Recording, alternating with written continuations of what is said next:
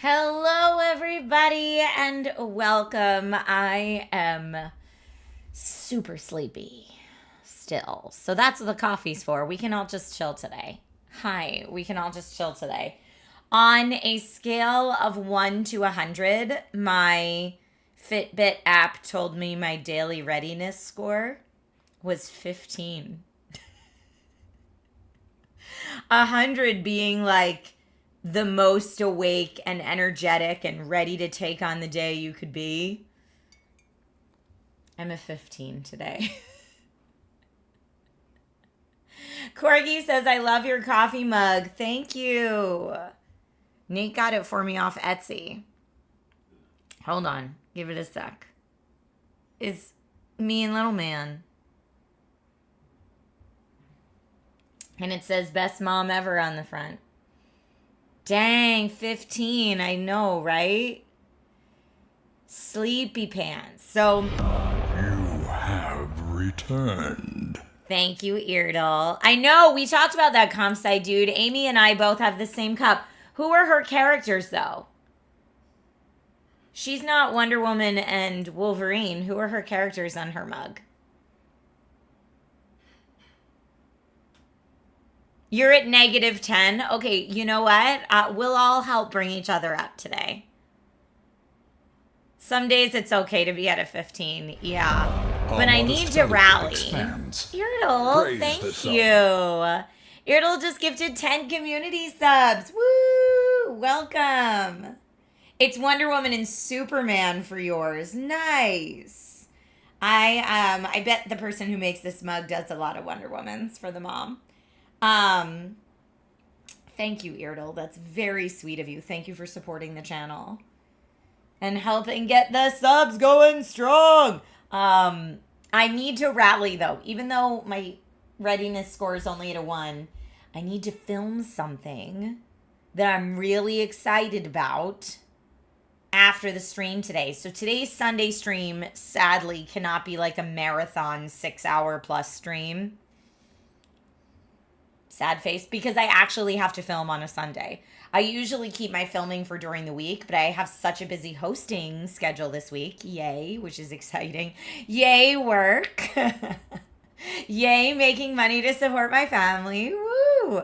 I have such a big hosting schedule this week that the only time I could film my video was today. Have returned. So I'm probably going to stream till about 1-ish today. So we've got about 3 hours. Not a short stream, but not a long stream like I typically do. And then I got to get my booty in gear to film a video. Where's that hype train? I don't know. Raptor Blade. Thank you and happy Sunday to you too. You said your hairstyle for Stranger Things event was so cool. It was very different for me. But sometimes it's really fun to like get out of your comfort zone and try something new. And they told me like go 80s with it. So I had fun. I had fun.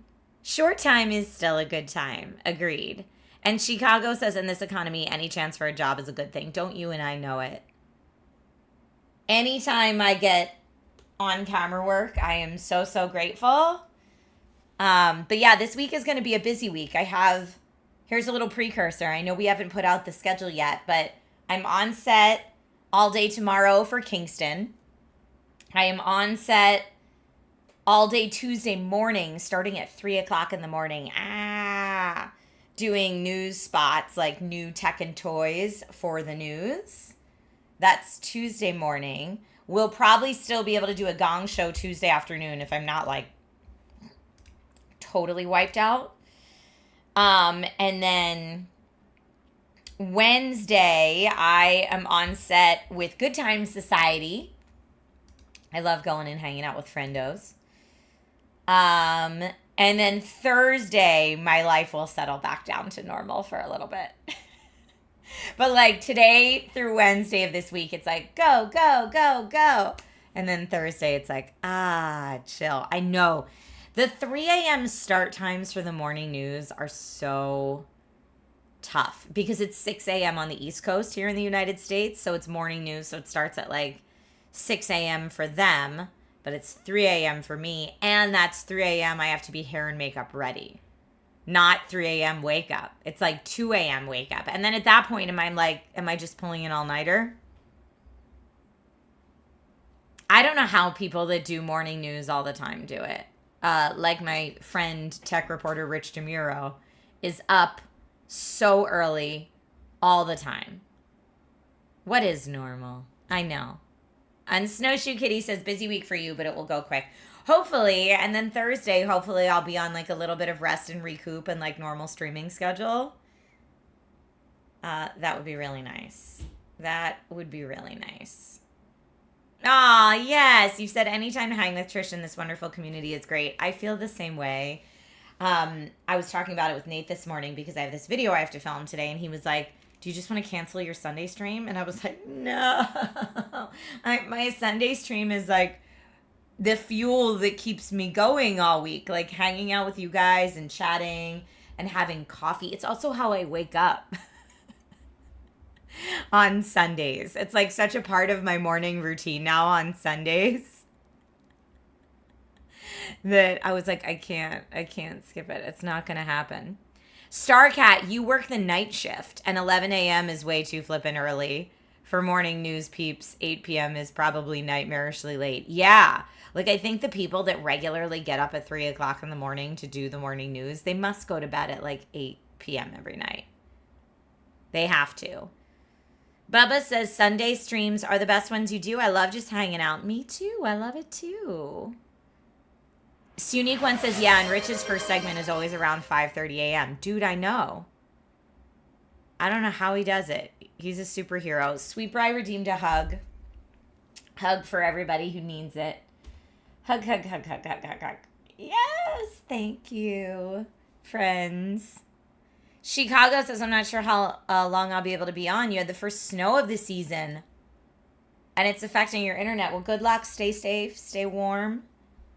How was the Stranger Things premiere? I didn't actually get to see the first episode. I only saw the same first 5 minutes that everybody on stream saw. But that's okay. Like, I kind of, like, they were like, do you want to go into the premiere? But I would have missed the first bit of it anyway. And I was like, you know what? No, I'm just going to watch it with my husbando when it comes out on the 26th. And so the premiere, like the red carpet part that I hosted was really fun. And then me and Mari and Maud Garrett all just went out and like got snacks. We went to a little lobby, like hotel lobby restaurant after and just got some snacks and chilled out and had girl chats. And it was delightful. It was delightful. Odyssey Dave said, so the host didn't get to go in. I think we could have, but by the time we were done our job, the screening had probably already started. So we would have missed some of it. So Thursday could be a Gong Show Wacky Wednesday combo. I mean, it could. I'm still aiming for Gong Show to be Tuesday afternoon. If I'm not totally wiped from the morning news, I am still aiming for it to be Tuesday afternoon. And then Thursday would be like our Wacky Wednesday. Yeah. Yeah, Beertastic. It was a good day for sure. Exactly. Good time zone, Paladin. And I see Noob Salmon. Love the name. Redeemed a fit check. The fit check is not impressive today. This is like the laziest. It's a tank top and jeans. That's the fit check today. The laziest of lazy. I'm just in comfy jeans and a tank. That's as much as I got it together today. But like I said, you know, I will have to film later today. So I'm going to have to get it a little more together than that. Okay, Dante, you have said this before, and I actually thought about it when I was putting on jeans this morning. Dante says wearing jeans at home should be illegal. These are comfy jeans. I don't know what kind of jeans you wear. And maybe it's like a dude jeans thing. I don't know. Like, I know Nate has some really stiff jeans. And, like, I guess my mom has some stiff jeans. But no, my jeans are always like, I don't know, maybe this is gross. But I wear my jeans a lot between washing them. Is it regular jeans or paper jeans? No, it's just, I don't know, just regular jeans. Yeah, no, but they're like soft. It's not stiff at all. Like these are like soft. and comfy. Some jeans are stretchy. That's true. Unless they get dirty, you really don't need to wash them. That's what I think. Or if I've like been near a campfire or something and they smell like smoke, you know? Like that's when it's time to wash them. But yeah, soft jeans are comfy.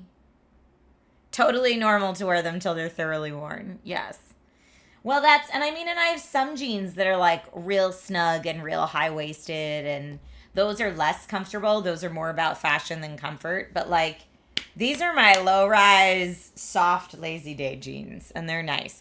It's actually funny. I've had these jeans for years, and it makes me laugh so much now that low-rise jeans are like back in style, because I don't like high-waisted jeans.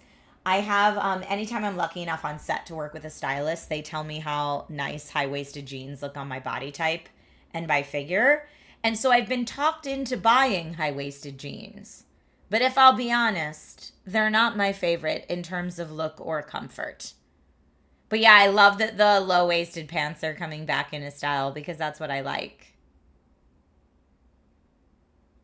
You need the normal high-waist ones. You don't feel secure otherwise. My stomach is weird, and I've talked about it on SourceFed before. I'm giving bouncer vibes. I've talked about it on SourceFed before, but my belly button's like abnormally high, and my lower stomach is actually the part of my stomach that I feel most comfortable if it shows a little bit. So like a crop top and low-waisted jeans, I feel way more comfortable wearing that than I do high-waisted jeans and a crop top, if that makes sense. Tuya, I cannot believe the like seeing the underpants out the back of your low-rise jeans is a thing again. I cannot believe it. Oh, your ex had jeans that felt like leggings because they were so soft and stretchy. I always called those, I don't know if these are the real names, but I always called them jeggings because they're like jeans and leggings. I don't think I have a pair of jeggings anymore. I did for a while though. You've heard of jeggings before. Yeah, that's what I always called them. You hate that word, Starcat. Why? Do you also hate skirts? That's funny. But yeah, like for me, because of the way that I'm shaped, this part of my belly up here is squishier than down here. So like if I'm gonna wear, like let's say this was like a crop here, I'm way more comfortable with this showing than up here showing, which I think is the opposite of a lot of people. Like I think a lot of people are less confident here than here, but look, you can see where my belly button is. It's ridiculously high. And so for me, I'm like anything below the belly button is like A-okay. Anything belly button or higher is like, no, that's a little extra squishy. We can cover that. That's all right. Jegging sounds wrong, says Bubba. Yeah, they're not in style anymore, I don't think. Rabies says that is a crazy high belly button. Yes. It is high proportionally. Yeah, my belly button is super high. So that's why like stylists have said high-waisted pants. So when I wear high-waisted jeans, they come up to here. But apparently that makes your leg look longer, so you look taller, is what I'm told. But yeah, like my jeans right now are here, not here. But like that's a huge difference in, like my actual waist is here. So I guess I'm like, it's just not, what do they call that? High-waisted? Am I high-waisted? I'm throwing terms out like I know what they mean. I don't know what they mean. I'm a corset girl for a reason. Yes. Fact.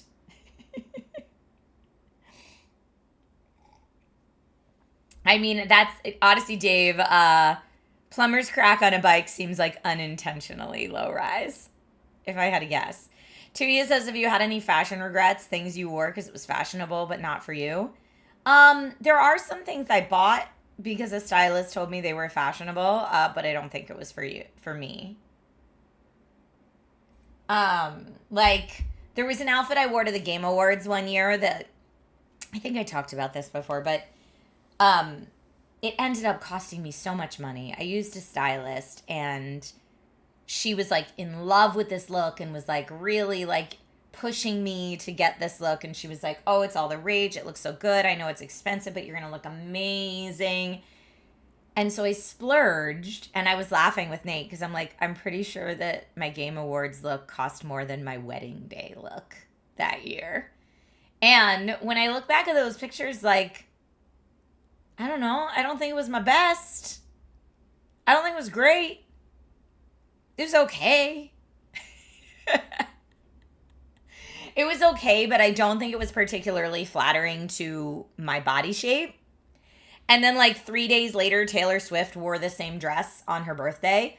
And the stylist felt so vindicated. She was like, see, you did it first. Oh my gosh, you did it before T Swift. And I was like, yes, but that's so not my brand.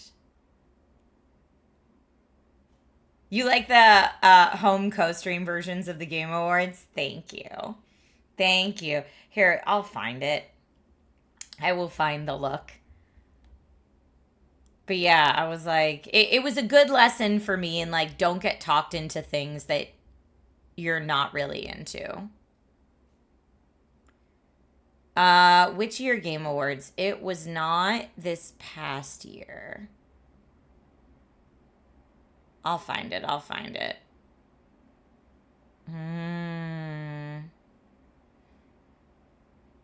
Not that one, but I think it was near that time. Because I switched stylists after that. Here it was this year.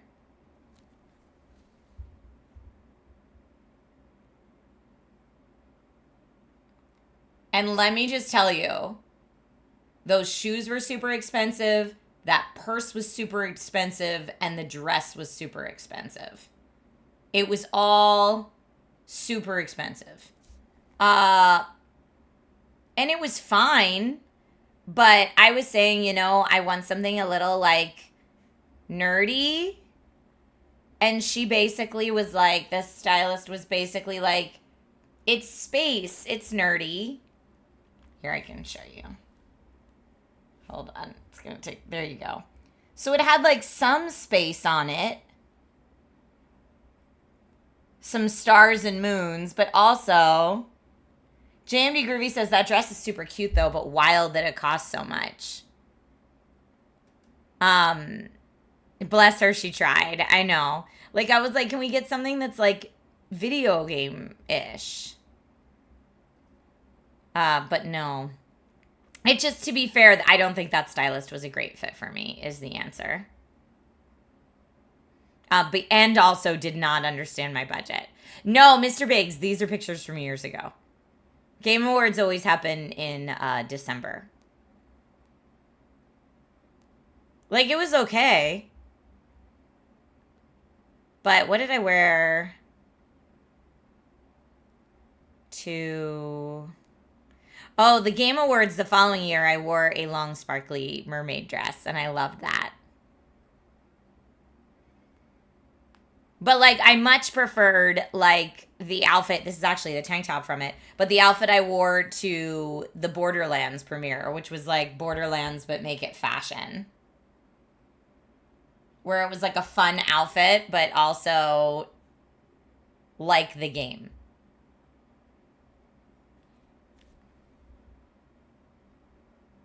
Like, that look was way more my speed.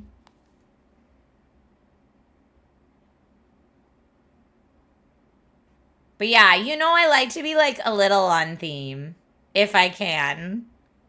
Because I don't know. You only live once. Why wear boring things? That's That's how I feel about it, at least.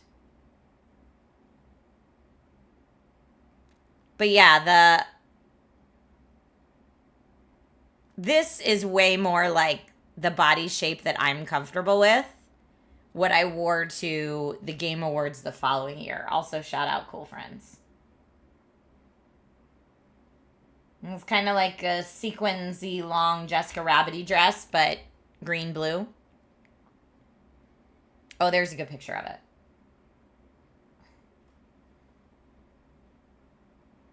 That's like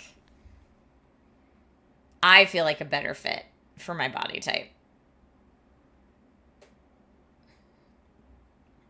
But yeah, that space dress plus the shoes plus the bag, all three of those things together were over $2,000. Crazy. And I was like, I'm sorry, how much? Ridiculous, right? Like, I was like, it's not that cute. More than my wedding day.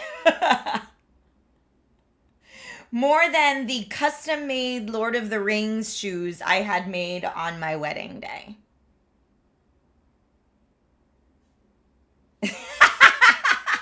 Jim Sword says, dang, that's half an RTX 4090. But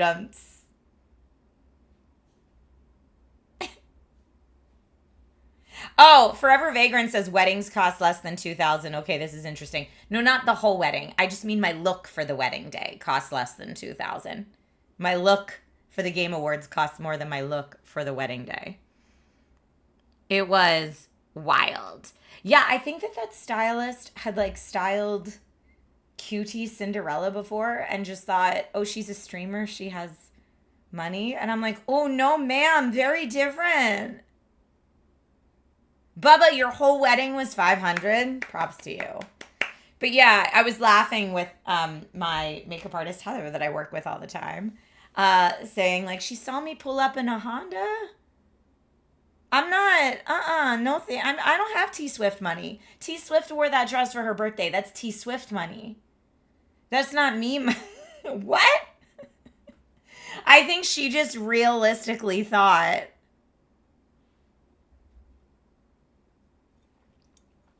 Now you know what's most important, Trisha. What's most important to me is nice tech, nice hardware. Having money for that. Yeah, like $2K to T Swift is nothing. Exactly.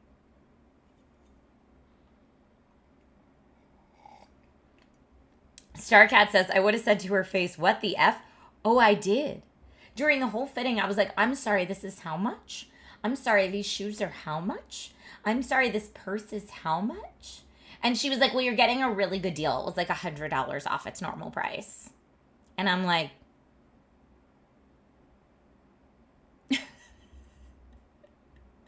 okay, yeah, but this is not my price bracket. What?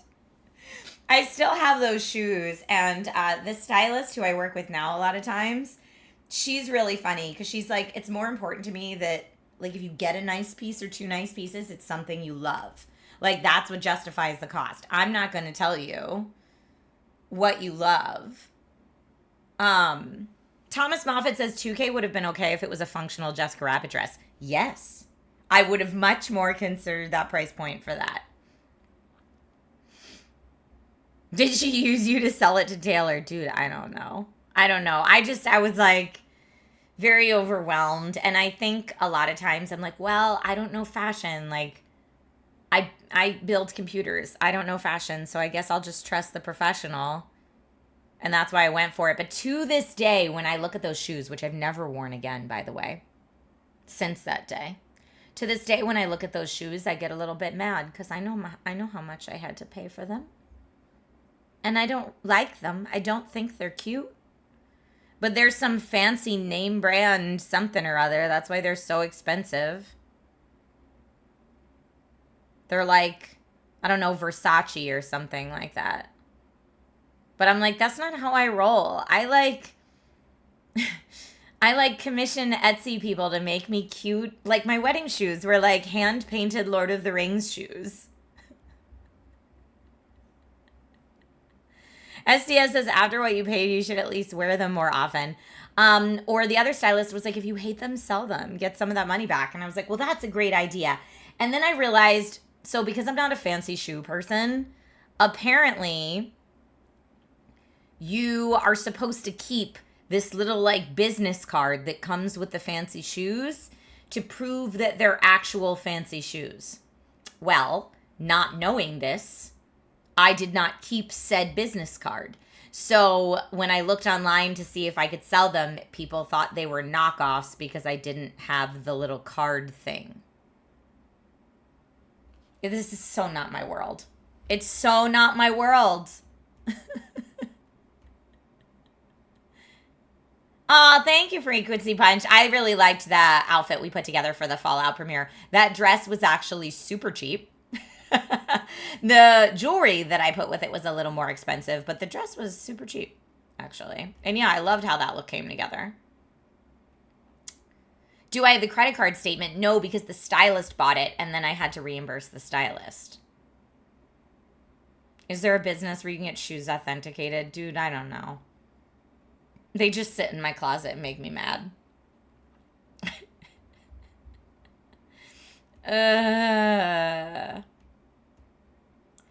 Do I think people are getting more beautiful as they get older? I just think we're all getting older. And like, I don't know, people your own age look good. It's like the old Windows license sticker. Yes, Star Sister.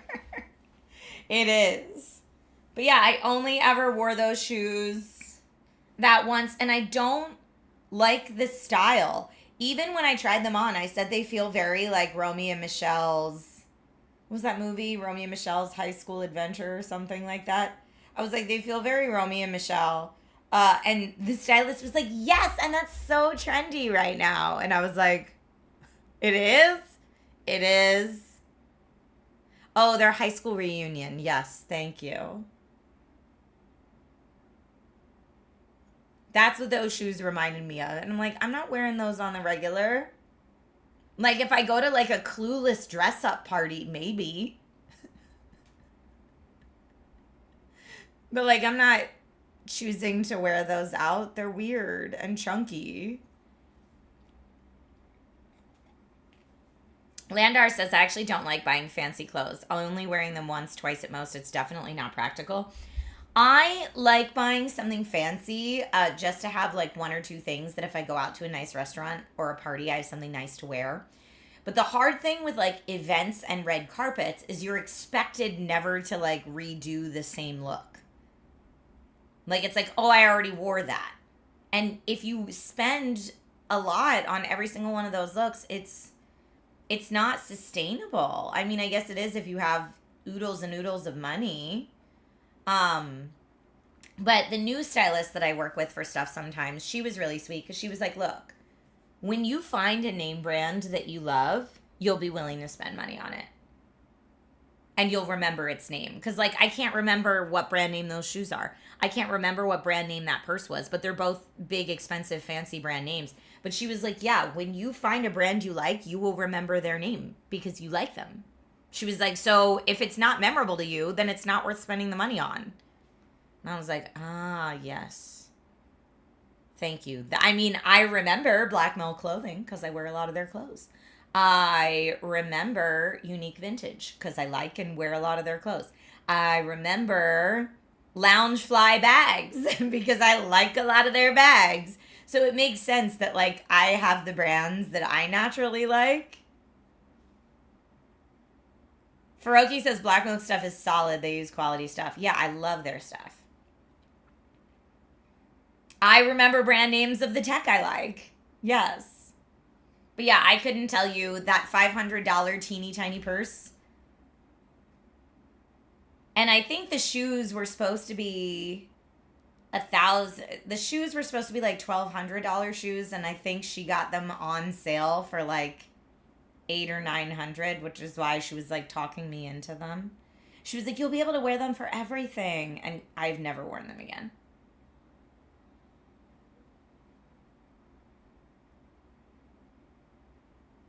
Oh, did I say tech that I wear? That's funny. Tech that I use. DM Dutro says that was a stylist who got a kickback. I mean, maybe. I don't know. I think it was just a different kind of client she wasn't used to. I think she was used to very high-end clientele. And, like, this seamstress that sewed the dress for me was casually talking about doing alterations for Keanu earlier in the day. And I was like, She has to mean Keanu Reeves. Like, CB says if you buy shoes for that amount of money, you're wearing them every day until they fall apart. Except for they're not practical. I would totally go dressed up as a desktop PC. How can we do like gaming PC but make it fashion? Because I'm here for that outfit. And yeah, fancy shoes are not comfy enough to wear all the time. If they're dropping names casually like that, you gotta bolt.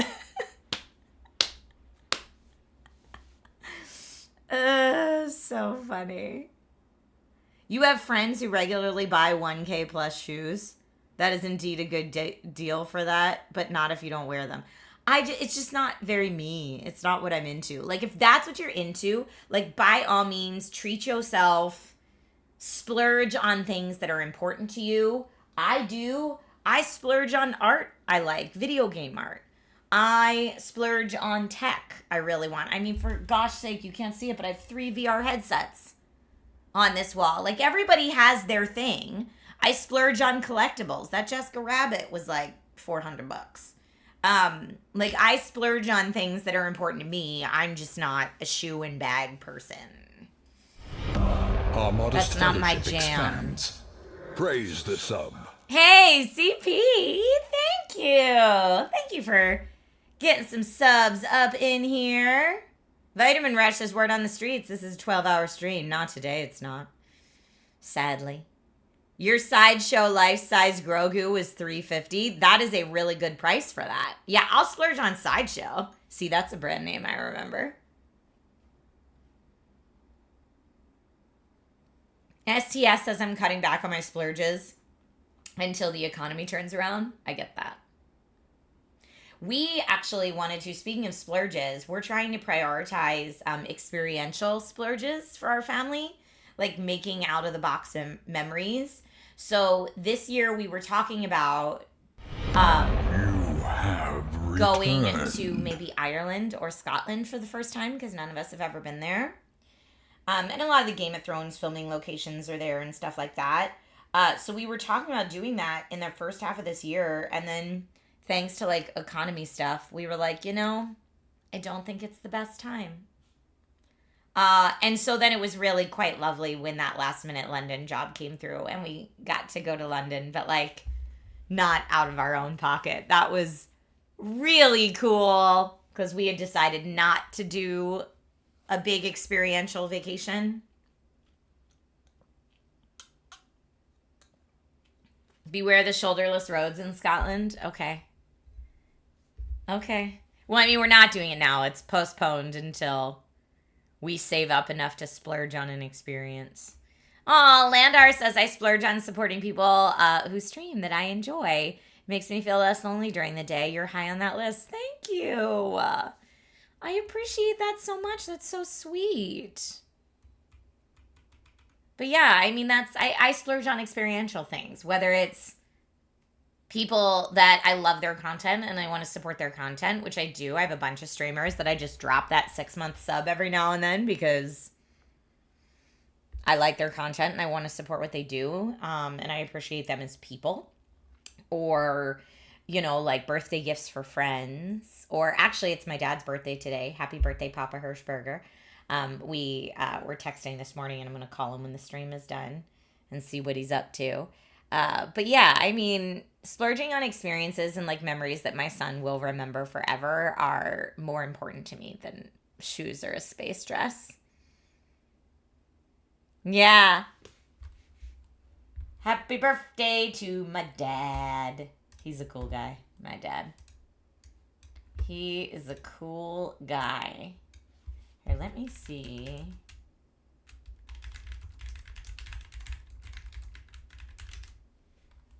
If I can find, using the power of Google image search, let me see if I can find if you can still buy or sell that space dress and how much it's currently going for. Don't know. It's so funny what Google image search comes up with sometimes. I just put in my name and Game Awards, and like it's giving me oodles of not related things. And I'm like, that should be easily findable. Okay, I'm just going to do it on my phone because I have the picture here.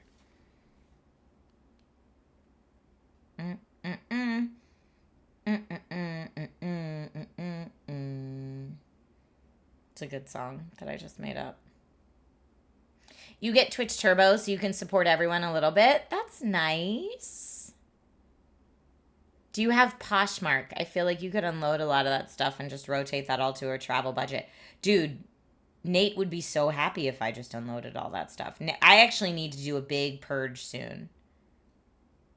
I need to do, you know what? I know we started the Discord channel of like Dragon Rider buy and sell. I should just post a butt ton of stuff in there because I have tech stuff too. I have all sorts of stuff that like I just need to get out of the house if we're going to be honest.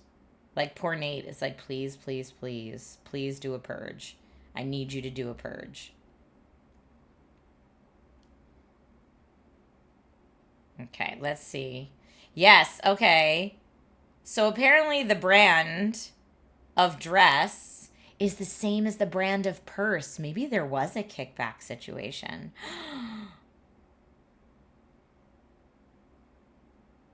The shipping is the part that sucks. Yes.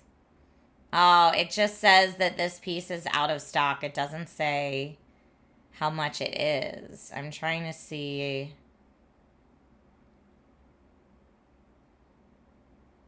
Someone's selling that dress on eBay for $800. I don't know if they're going to get $800 for it on eBay. Someone else is selling it on eBay for $1,000. This dress. I've been bamboozled.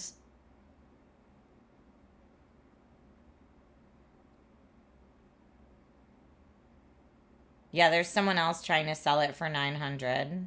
Everyone's trying to sell it for $900 to $1,000.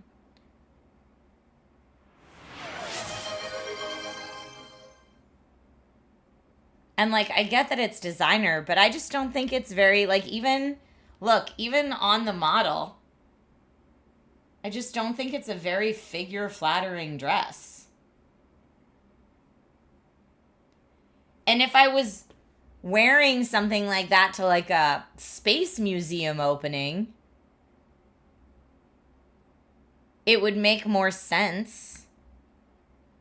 But it wasn't a space museum opening. It was the Game Awards. Yeah, it was a space dress. And, like, here's a different model wearing it. It's just, I feel like it's just not a very figure-flattering dress. Like, if you have a very stick-thin, not curvy figure, cool. Yeah, for less curvy women, it would probably work well.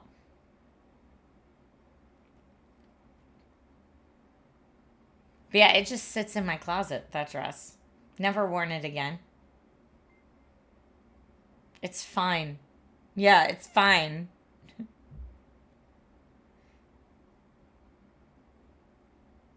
Yeah, let me see.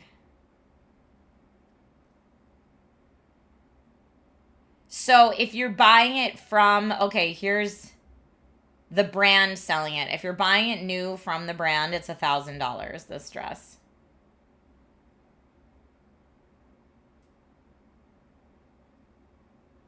Too much. Someday you'll find a space themed thing to wear it to. No, I really feel like I need to offload it.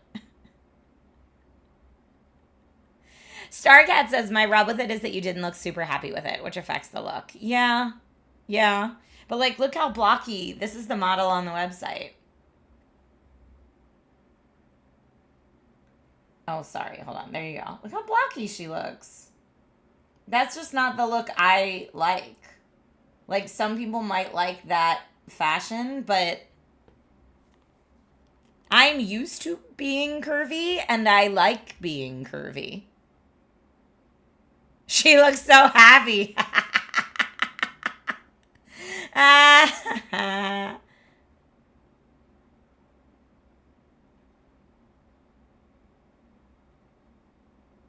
Yeah, I don't know. It's not my fave. It's not my fave. It looks very high school prom, but make it space. I mean, what's so expensive about it is that it's all beaded. The whole dress is beaded, and that's really cool. Like, beaded dresses are expensive because you have to, like, hand sew on the beads, from what I understand.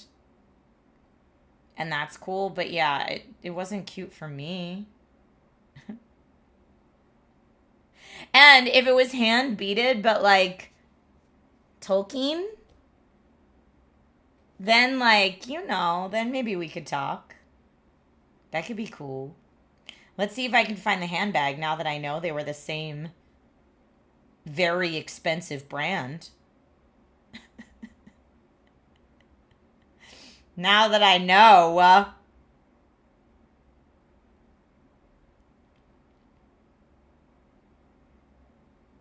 I don't know who it was hand beaded by.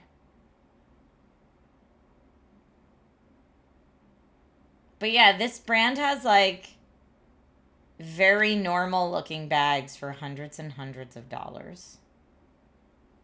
And that's just it's not my thing. It's not my thing. Don't like that.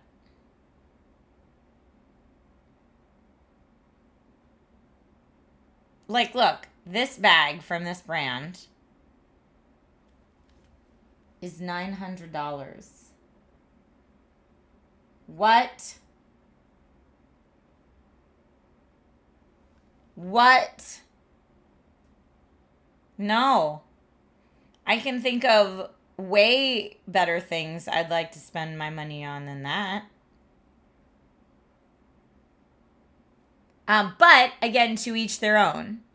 To each their own. So, like, when I did my, like, I really am enjoying the ROG Xbox Ally X. When people are like, $1,000, not worth it. I'm like, to you, I think $1,000 not worth it for that bag.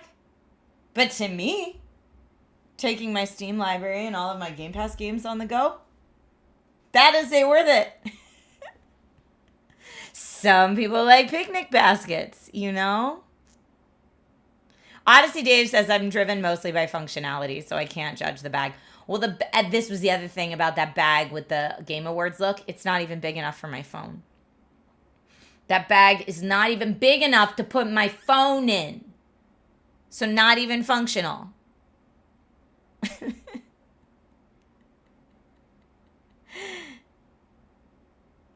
I mean, $1,000 picnic basket better be temperature controlled on the inside and, like, sing to you when you open it up. Faroki says, do you have a Galaxy Note or was the bag really tiny? Yes to both. It's not a Note. It's the Pixel.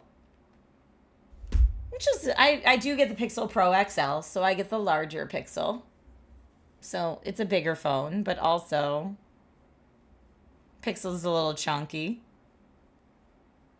And see, Alberac, like, that is your opinion of Louis Vuitton. There are probably some people that love Louis Vuitton. And I mean, probably, come on, lots of people love Louis Vuitton, right? It's not for me. I agree with you. $1,000 picnic basket better sync to my phone. Oh, and it's your Bluetooth speaker? All right, we're starting to get... We're justifying this price point a little bit more, but...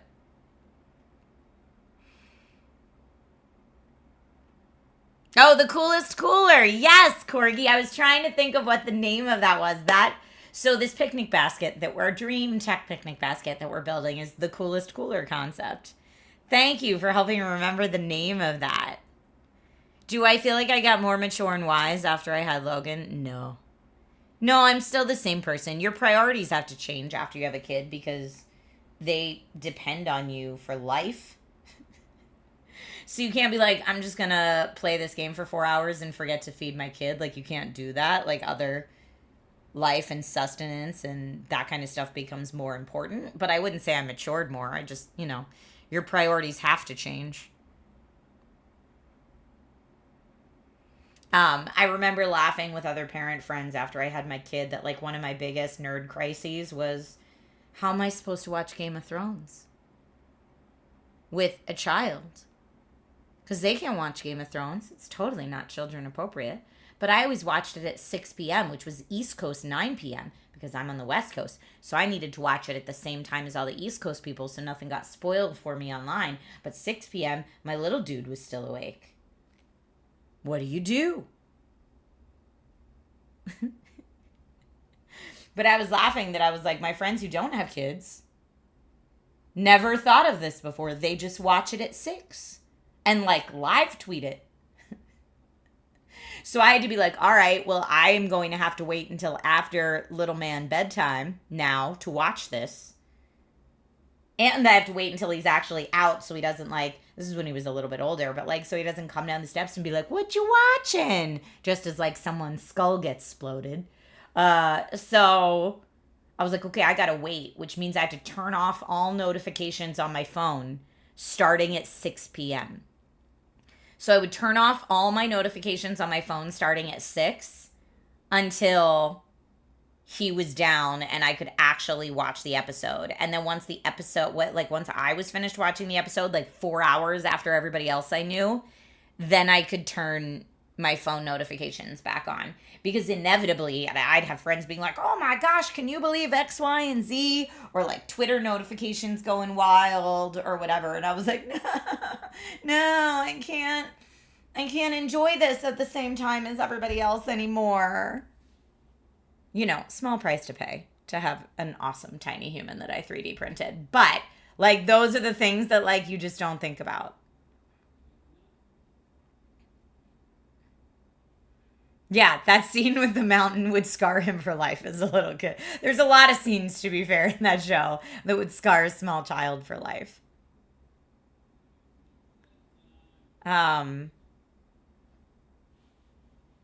Spooky Stefan or Spooky Steven, I'm not sure which you prefer. The Game of Thrones books were very descriptive as well. So it's not like the show was just gratuitous for the sake of being gratuitous. Like if they're trying to stay truthful to the books are pretty gratuitous.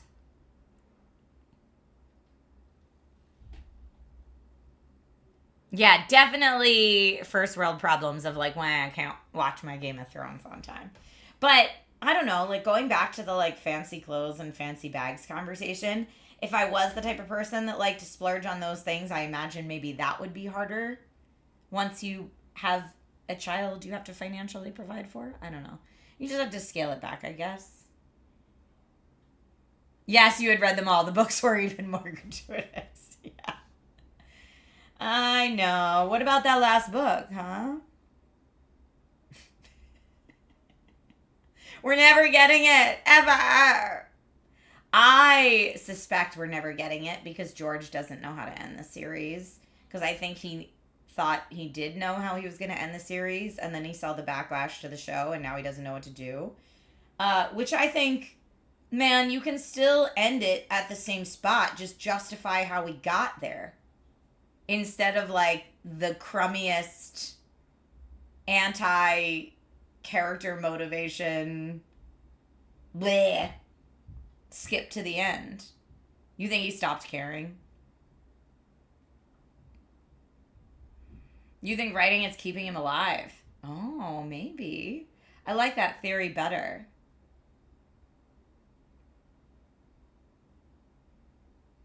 Yeah, saw his ending land like a lead balloon and washed his hands of it. I think that too.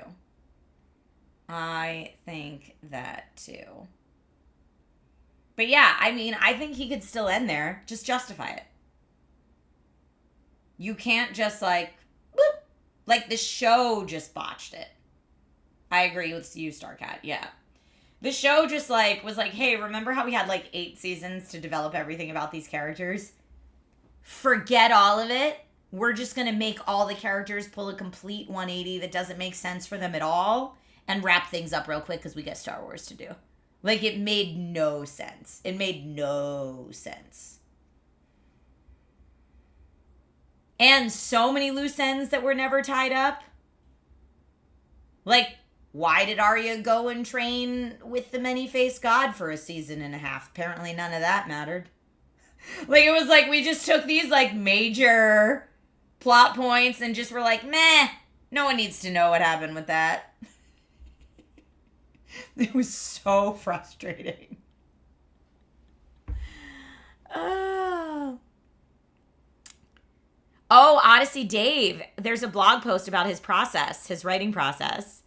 He loses interest when he has to outline it and knows the ending. He enjoys the journey of finding the story in the process. Now that he has a fixed endpoint, well, then change the endpoint. I think we would all love that.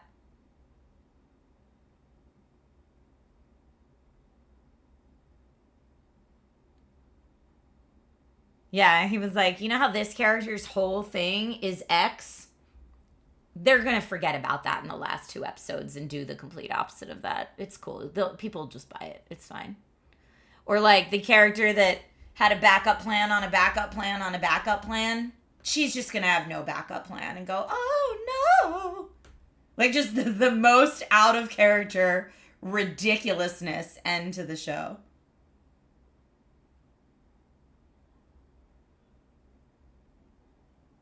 Yeah, Starcat, all of that. None of that mattered, clearly. But I do think with like a book and taking your time to actually get to the conclusion of all those things. Oh, CP, you just trick yourself into thinking it's better for them not to end so you can make your own ending in your head. I like that. That's a very optimistic approach to it. Do I think we'll get a Game of Thrones game in the style of the Gollum game? Lord, I hope not.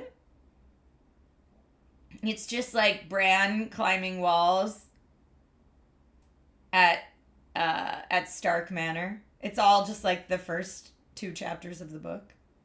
The Gollum game. But you're Bran.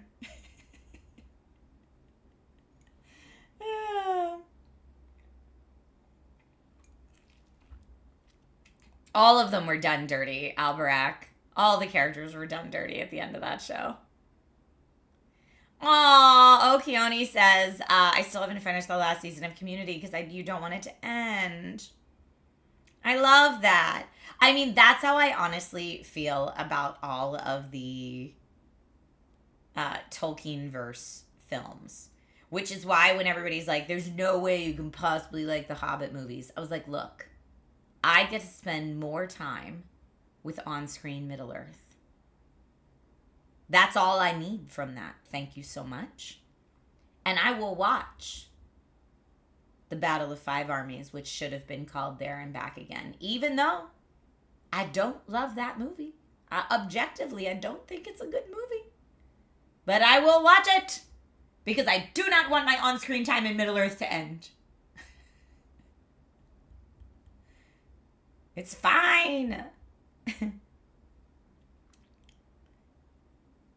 Everyone was so mad about those movies. I'm like, it's fine. It's fine. Spooky Steven says The Battle of Five Armies was the best animated movie of 2013. I know. Some of the CGI in that battle is so bad. And the character they added that was supposed to be comic relief, but he was actually just the creepiest dude you ever watch on camera ever. I could have done with way less of that guy. We didn't need that. Whatever. I had my gripes with the movie. It was fine. I just fast forward through some bits. Did I see the Lord of the Rings anime film? You don't mean the 1970s animated film, do you? Never watched it because you heard about the creep? Yeah, so much creepy guy. I think he was added in to be comic relief, but he wasn't funny at all. It was just uncomfortable. You think there's no way the Gollum movie will be good? Oh, please let it be good. Please let it be good. I don't know. Animated Hobbit is great. Yeah, 1970s animated Hobbit is great. That's how we introduced my son to the Tolkien verse. That, and I used to read the graphic novel to him when he was younger. We still do sometimes. No, they did an anime Lord of the Rings film about the Rohirrim Shield Maiden. Oh! No, I've not seen that. Link it in Discord, please.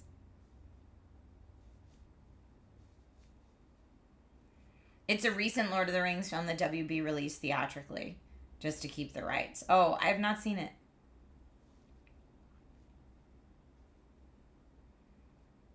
But yeah, the 70s animated Hobbit, I've seen a bajillion times. And we have the extended edition of all the Lord of the Rings films and the Hobbit films. There were things I really liked about the Hobbit films, and then things I really didn't love. Like, I loved Benedict Cumberbatch as Smaug. Actually, I really liked the casting of those movies in general. Martin Freeman was great! Yeah, I really liked the casting of those movies. But I could have done with way less CGI action sequences and less creepy guy. I'm like, if we never had the Hobbit films, we would have never gotten Martin Freeman as Bilbo Baggins, and what a crime that would be. Right? Will I wear wigs? For what? For cosplay? Yes. When will you wear wigs? For what? When did I missed the beginning of the wig conversation, clearly. Bye, STS. Have a good rest of your day.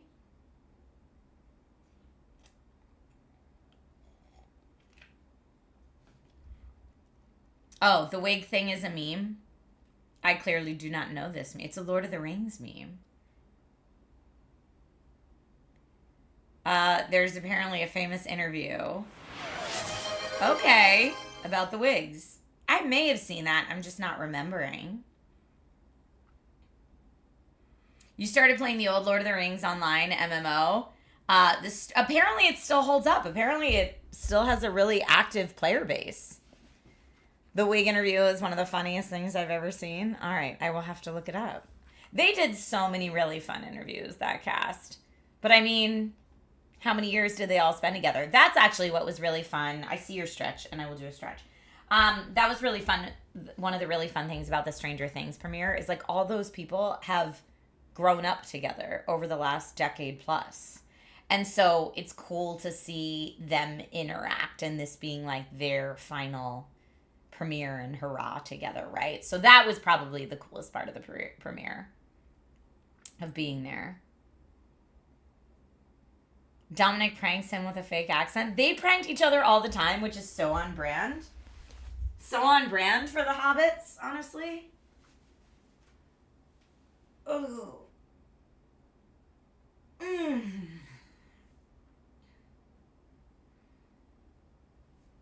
Trying to get the stretch on. Thank you, thank you, thank you.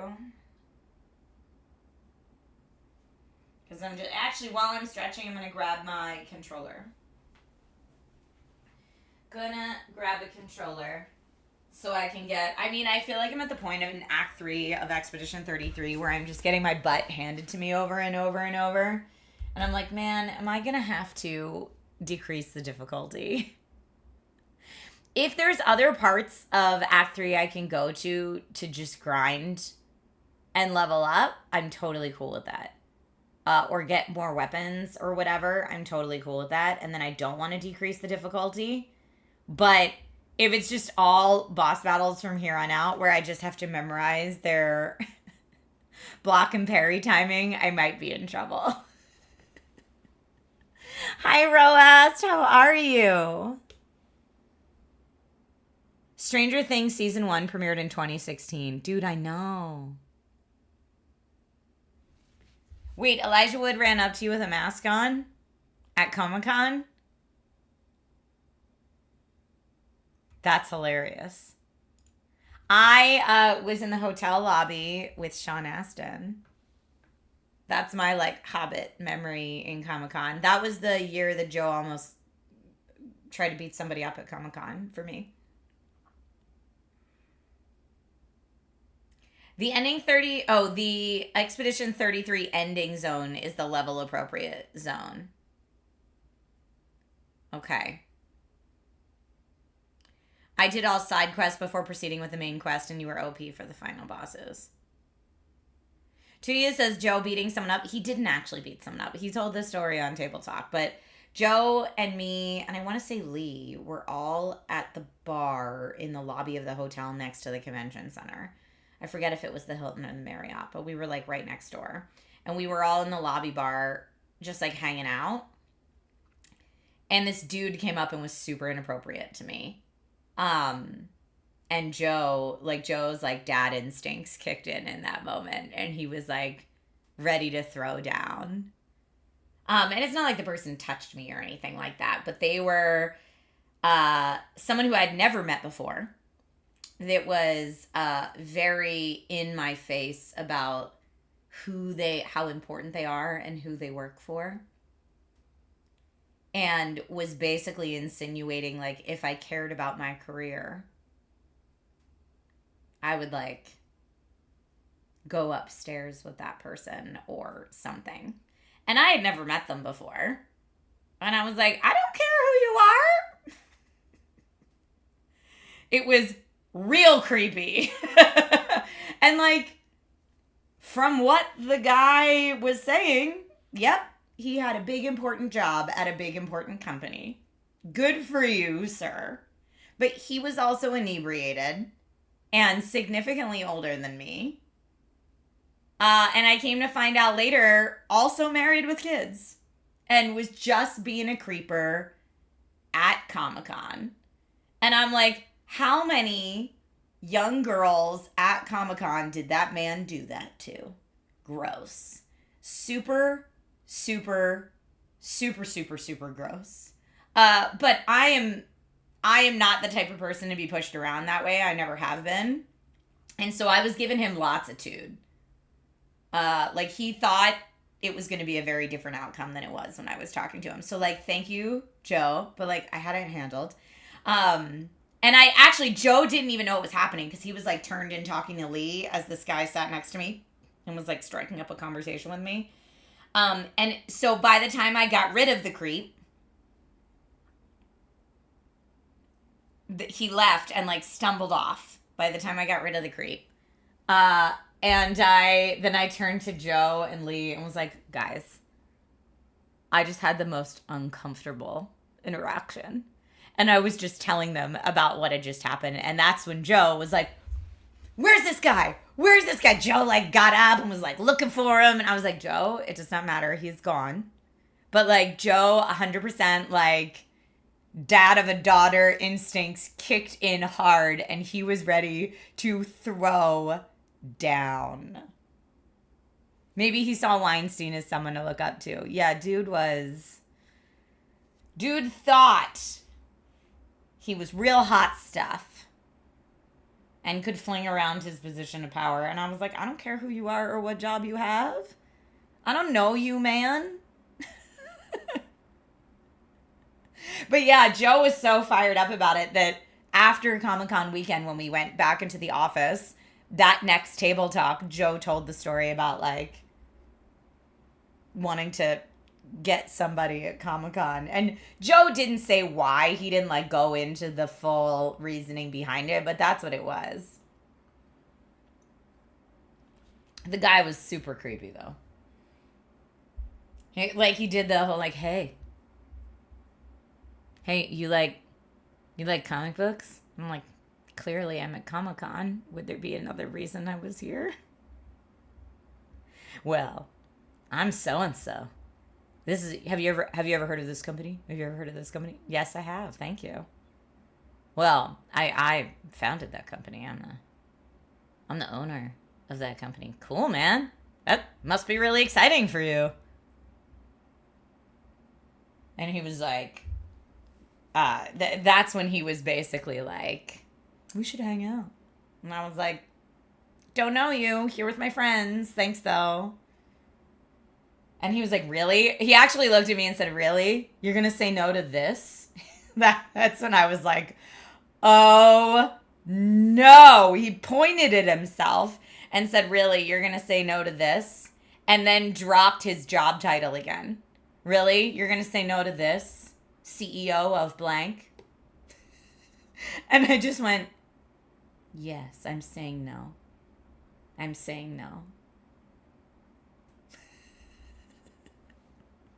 And then he drunkenly stumbled off away from the bar. And that's when I was like, oh man, Joe. Joe and Lee, can I just tell you what just happened? Because it was delusional. It was awful. And like name dropping all the celebrities, nerd celebrities he's friends with. I was like, cool, man. Good for you. You must have some real cool parties lined up this weekend.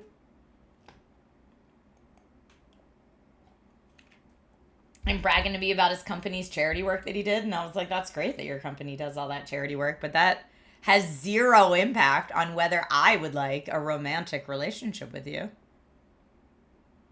That's when you steal the black card and go to town. Oh, that shtick probably did work a handful of times. That's probably why he did it. Oh, no, frequency punch. He didn't point to anything else. He pointed at himself. But it was the audacity of the, really? You're going to say no to this?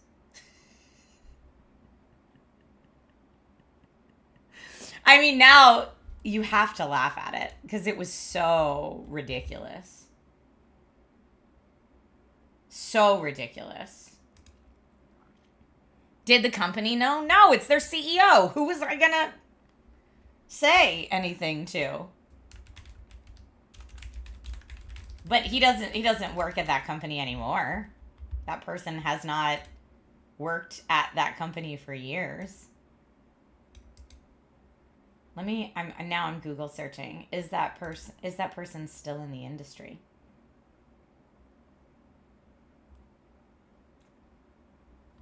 I mean, the last article that I can find about him was 2013, which is like when that went down. I don't know what he's up to now. Probably just being a rich jerk.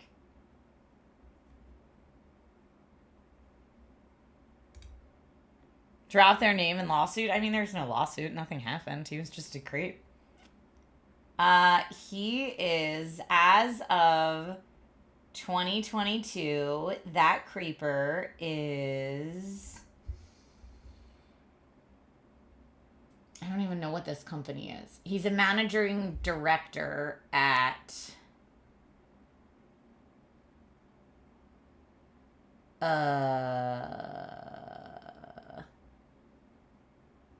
None of this makes sense to me. He's a managing director at an investment vehicle focused on video games. I don't know what that means. He was lucky I wasn't filming, yeah.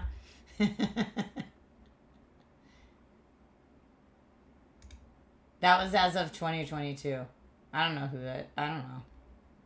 All I know is I've never had to interface with him again. That's all I really care about.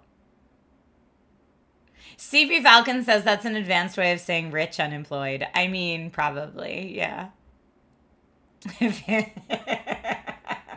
I like your all edits on that byline.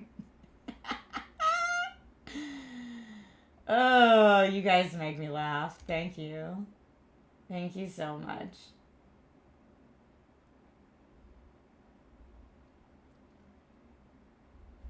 But yeah, it was probably 2013 Comic-Con that happened. But yeah, Joe was so ready to throw down. So what a creeper, though. Ugh. No, sir. No, thank you.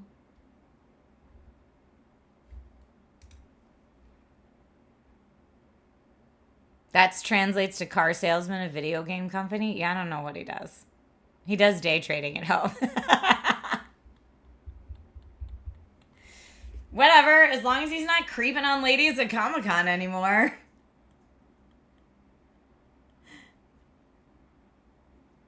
But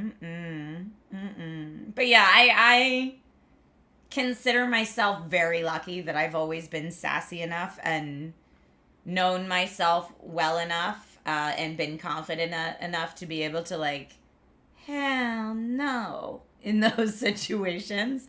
Like, there's no part of me that ever felt pressured to say yes in those situations. I was like, nope, sir. You are drunk. You are at least 15 years older than me. You are a total stranger. And I'm here with my friends. Like, there's nothing about this that's appealing. And you clearly think there is something about this that's appealing. But I sure as heck don't.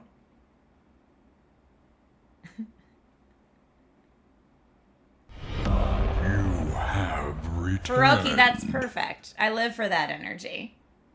Teapots and Chaos and Zevin Official, thank you for the resub. You have Juicy, returned. we were talking about a creeper at Comic-Con back in the day that my buddy Joe almost beat up. He couldn't find him, luckily. The drunkard had stumbled off and gone away. The nerve, the gall, the audacity. Happy time zone, Teapots and Chaos. How are you today? Oh, yes.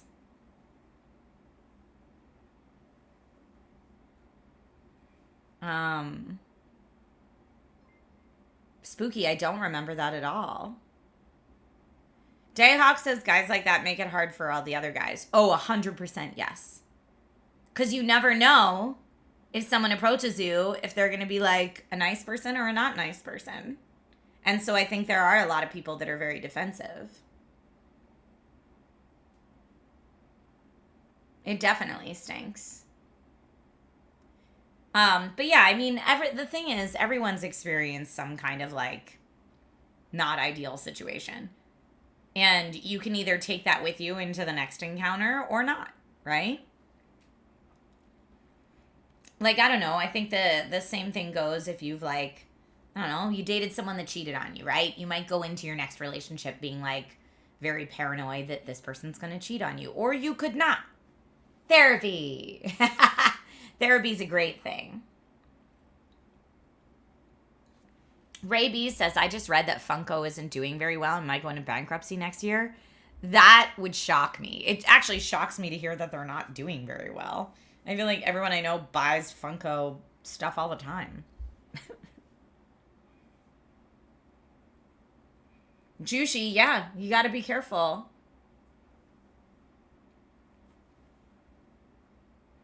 I need to straight iron my hair, I think, before I film this video today. It's doing what it's doing, and I don't think it's great. Oh, Funko got hit by tariffs, so profits went down. Ugh. I hate that for them. I'm sorry. I know. Well, you know how I was talking about how I really like Black Milk clothing. I am hesitant to buy anything from them right now because I don't know what like customs and tariffs I'd have to pay on top of what I already paid for the clothes, like just to get them here in the States because they're from Australia.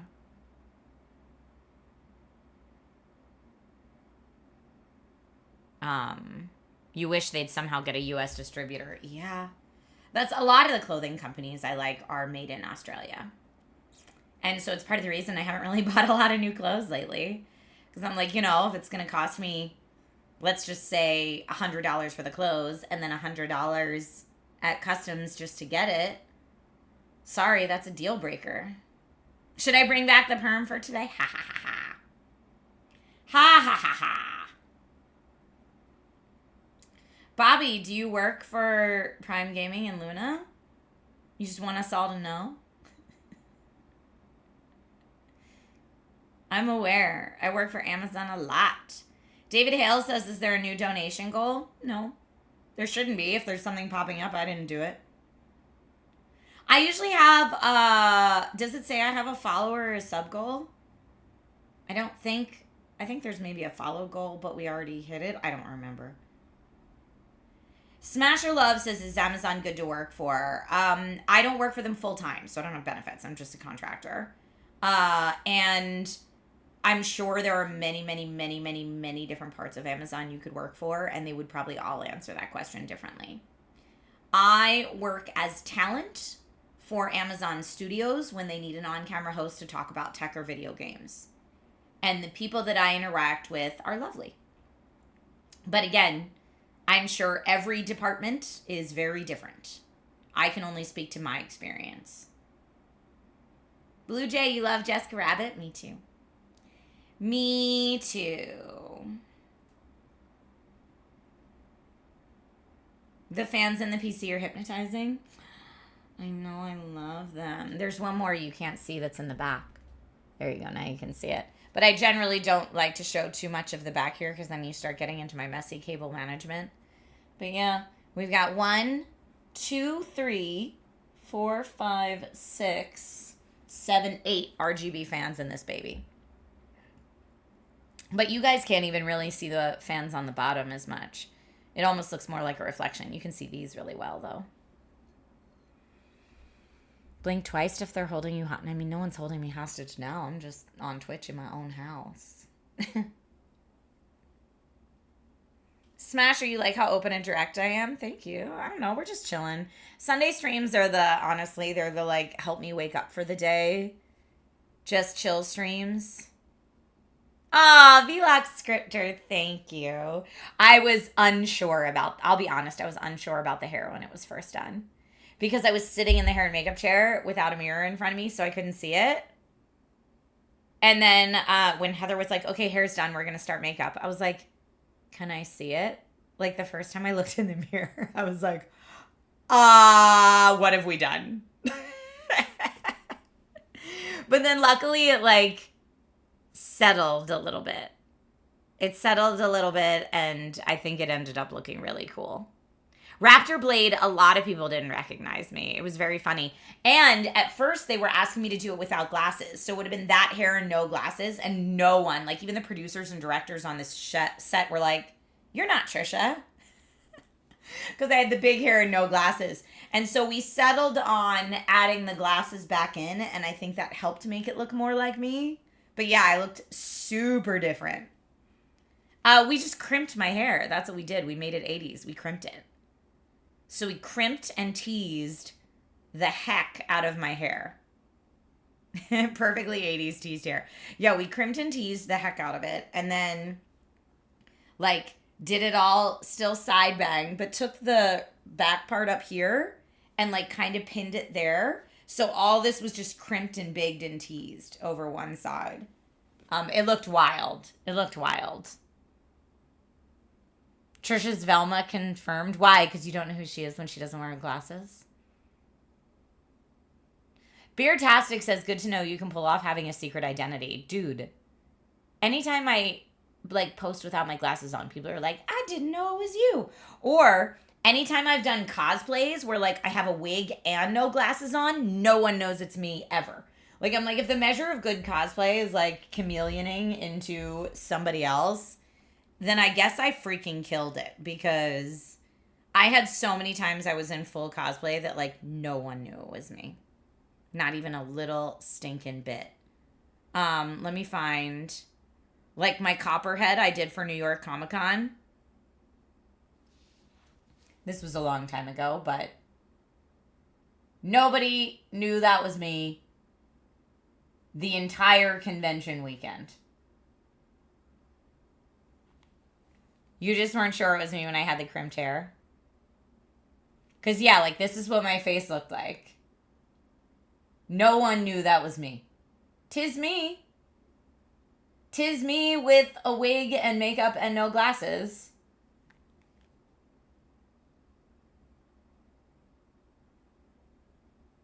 Oh, Beardtastic.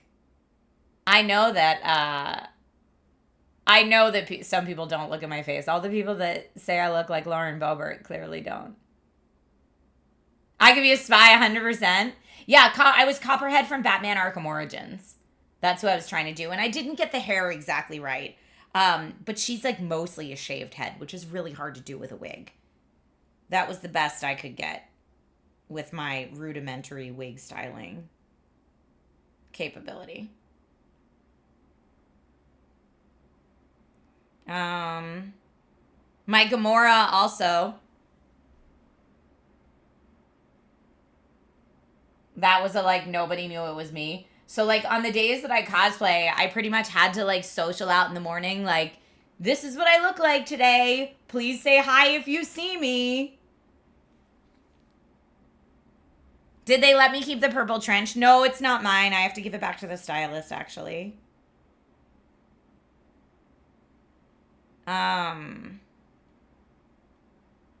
Some cosplays I've done, I keep my normal hair, and then I think people know it's me, but...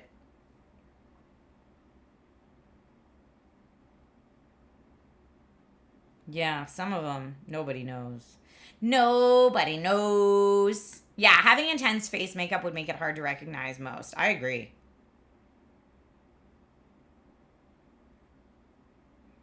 But when I do, like, pretty normal makeup for me, and it's my normal hair... like, then people are able to tell that it's me, even though I don't have my glasses on. When it's like, that's how my hair usually looks, and that's how my makeup usually looks. Or, like, I feel like when I did Ray, people knew it was me.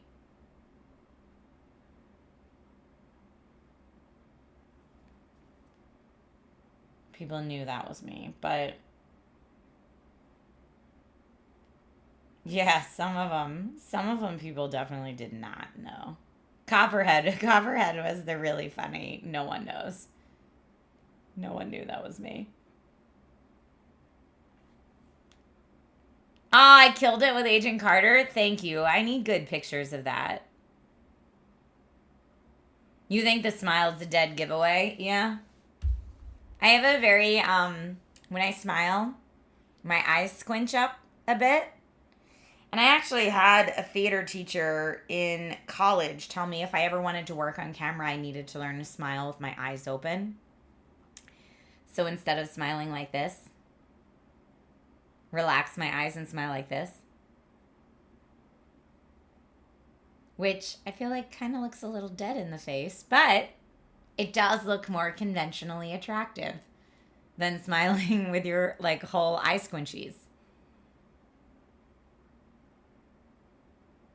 If I have the purple jacket, can you see it? You can see it on my Instagram, the purple thing that I wore for Stranger Things. Yeah, I over smile because I get real excited. That's what it is. And when I get to talk about things I'm really into, then I'm really excited and I over smile more. And it's just part of who I am, and that's okay.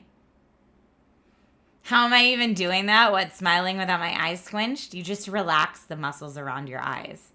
So you smile and keep your eyes open.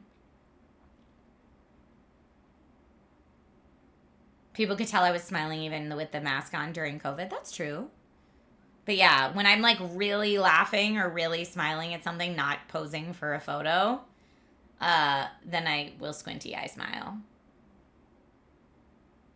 But Odyssey Dave, I practiced it. After that professor in college told me that, I was like, okay, clearly I need to practice smiling with I'm cleaning my glasses, practice smiling with my eyes open.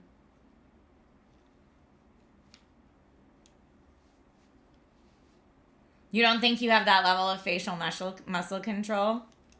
I mean, everyone's faces are so different. Apparently, Nate and I were talking about how, like, some people can use their face muscles to wiggle their ears. I cannot. I can't do it. But shout out to any of you in chat that can. And Nate was like, we all have the muscles to do it. We just don't all have that control. Like, some people can, like, raise and lower one eyebrow at a time or alternate them. I can't do that. Oh, you guys can do it. Wiggling your ears is a superpower. Yeah, I can't do that. You can do the one eyebrow thing, but not the ear thing. Wiggling your nostrils counts. Yeah, we all have different facial muscle control. Like, I can only raise one eyebrow. I can't raise both. I can't alternate my eyebrows. I can't do it. Nate can. The Rock can. Isn't Dwayne The Rock Johnson famous for doing that? Or the Elvis lip thing. Yeah, I can't do that.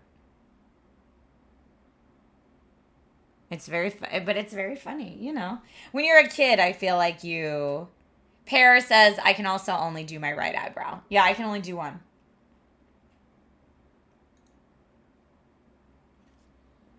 I used to think I was wiggling my ears, but somebody said I was moving my entire scalp, so I was moving my hair around. Dude, being able to move your scalp is cool. I can't do that. But see how I just laughed and my eyes squinched up? That's a real laugh or a real smile for me. And I've just become okay with it. Like, even here, wait, you can see I tried to relax. This is why I take so many pictures when I go to events. I tried to relax my eyes at the premiere when I was like taking pictures at the premiere. And you can see the difference. Here, let me find one. Where was it? I have like two back to back. One where yep. So this was the more natural smile, right? And then this, if I can do it, was the more eyes open. And I was like, nope, doesn't look real. So I didn't post that one. I went back to that one. Because my eyes are a little more scrunched up and it was just more of a real smile.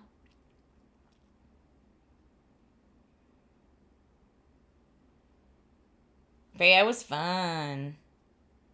So now what I'll do if I'm trying to have like a eyes really open photo is I'll just relax my whole face. Instead of smiling with the lower half of my face and relaxing just around my eyes, I'll just relax my whole face instead.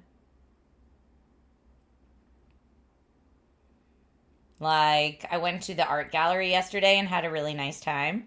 And, like, this is a whole relaxed face. I just relaxed my whole face so you could see my eyes bigger.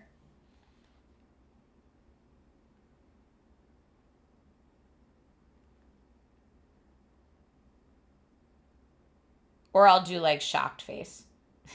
I open my eyes big when I do shocked face. Authentic happiness is more appealing anyways. I think that it is when it comes to social media and stuff. But when that professor said that to me, she was mainly talking about like getting cast in commercials. And like honestly, auditioning for commercials is such a racket. And I could see how casting directors would be like, I don't like how her eyes squint up. Next. Like they're like, we want someone who we can see their whole eye. Next. I could see that happening in commercial auditions. Yeah, it looks kind of uncanny though, right? That's what I thought, pear trees.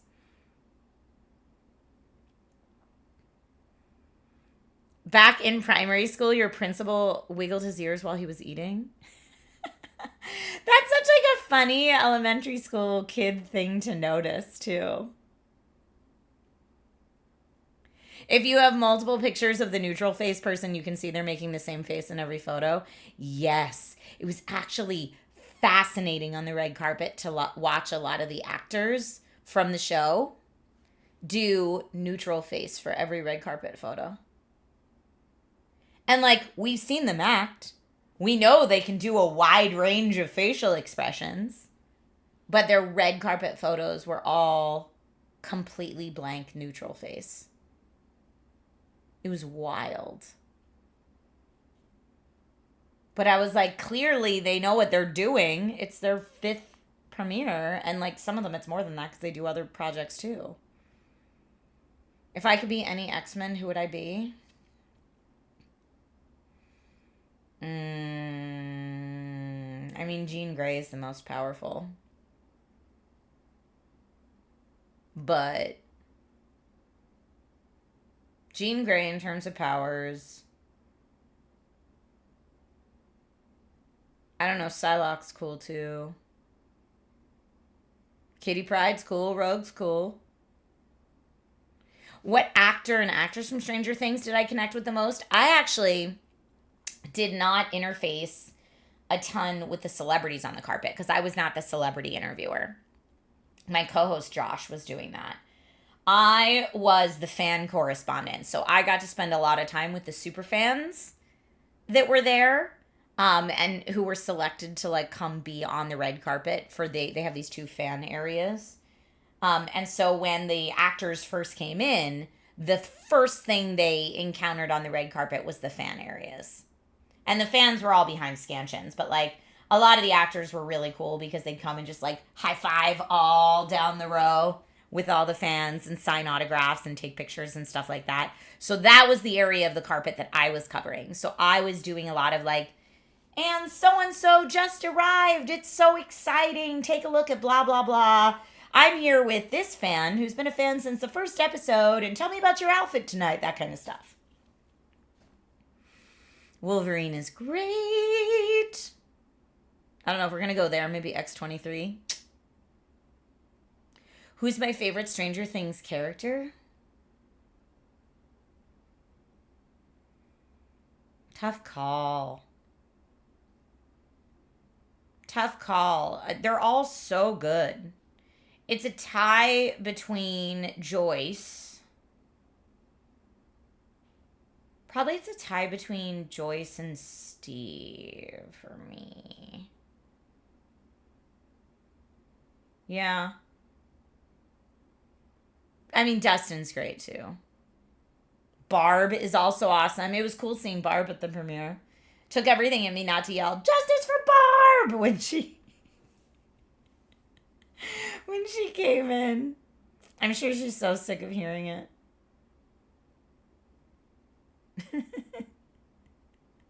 I mean, it did stink that everyone in the town was real upset about Will disappearing, but no one gave a F about Barb.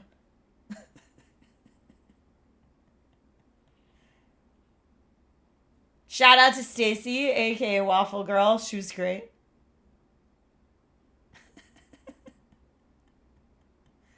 Yeah, it was messed up that no one cared that Barb disappeared. It was messed up. I get it, Will was younger, but still, Barb was also a minor that completely disappeared.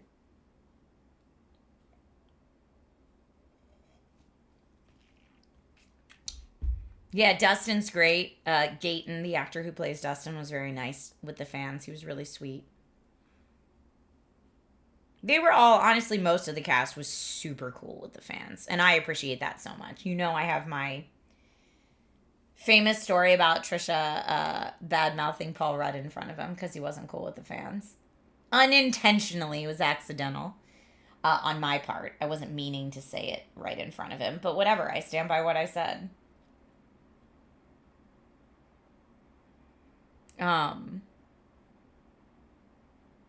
Whatever happened to Steve's friends from season 1 and 2? I need closure. Dude, I don't know. Maybe they'll show up in this last season.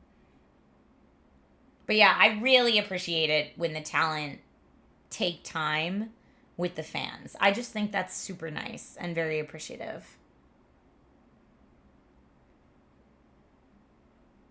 Oh yeah, when Barb came on the carpet, the fans went wild. Still super popular. And I'm sorry, I think is her real name Shannon? I forget her real name. Oh, Pear Trees. He just, the Paul Rudd thing was basically he just came on the carpet and like head down and beelined right past all the fans. Like he just didn't care to hang out with them, and that sucked. Millie Bobby Brown only did a little fan time. Baxorn, how are you, my friend? Good to see you. You said you're always generous with your time, just saying. I don't know, I think it's super important. And maybe he had a hangover. Maybe he had a hangover, or, you know, maybe he, like, has anxiety, and I don't know. But it was a real bummer when it happened because it was his movie. It was an Ant-Man movie. It was Ant-Man and the Wasp, I want to say. And everybody else, there was this cute little kid in the fan area. Everybody else in the cast and in the Marvel Cinematic Universe that was there that night signed this kid's poster. And the only person he didn't get was Ant-Man. Because Paul Rudd just beelined right by him. And that sucked. And, like, I was upset for that little kid. And so when I was like talking my trash, that's why I was talking my trash, because I was sad for that kid. And again, maybe he has anxiety, maybe he was running late, maybe he was hungover. Who knows? Who knows what the excuse is? I just saw what I saw, and it was not cool. that kid got everyone to sign his Ant-Man and the Wasp poster, except for Ant-Man. And I think also my expectations, like my preconceived notion of who Paul Rudd is, was like, he was such a nice guy. That like, I never expected that, so it may have also been because it was so opposite what I was expecting to see. Faroki says more like Can't Man, but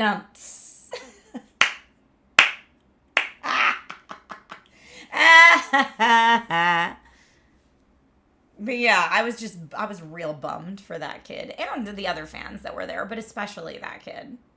That carpet was also really funny because David Hasselhoff showed up to that premiere. He's not in this movie at all. He just came to the premiere. And the Hoff went up and down the fan line like 3 or 4 times. And was like, just want to make sure I got everybody. Just want to make sure everybody, like, the Hoff was so lovely.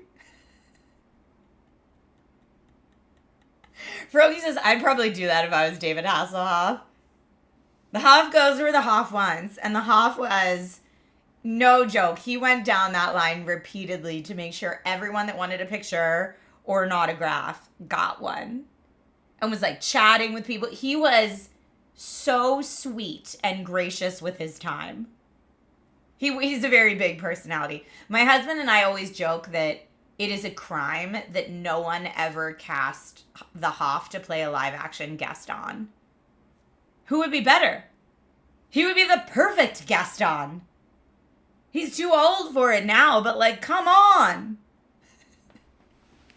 Did the kid who got snubbed by Ant-Man get Hoff's autograph? Yes, he did get Hoff's autograph, for sure. Everybody got Hoff's autograph that night. And everybody who wanted an interview, it didn't matter how little your YouTube channel was, everybody that wanted an interview with the Hoff got an interview. The Hoff played a live action Nick Fury. Cool. But yeah, Hoff 100% is the perfect casting for Gaston. Like, he's, like, big enough, right, to be Gaston. And it's just kind of, like, his energy. And he's funny. The Hoff is very funny. Like, I think he would have pulled off a perfect Gaston. Oh, Faroki, you're talking about the teacher played by Kenneth Branagh. I don't know, Kenneth Branagh was pretty perfect in that role. But yes, I could also see it. How did I like the I Am 8-Bit art exhibit? Oh, you're going there now. Yay. It was smaller than I expected. It's a really big space. And there's not a ton of art there to look at. So you'll be done in like a half hour to an hour probably. But I love looking at video game art. There's some really cool pieces there. You'll have fun.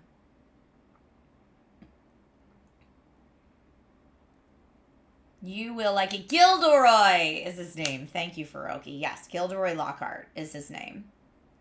Oh, with Josh Gad as his LeFou. Josh Gad's a good LeFou. Mm-hmm. But yeah, it is a crime that the Hoff never played Gaston.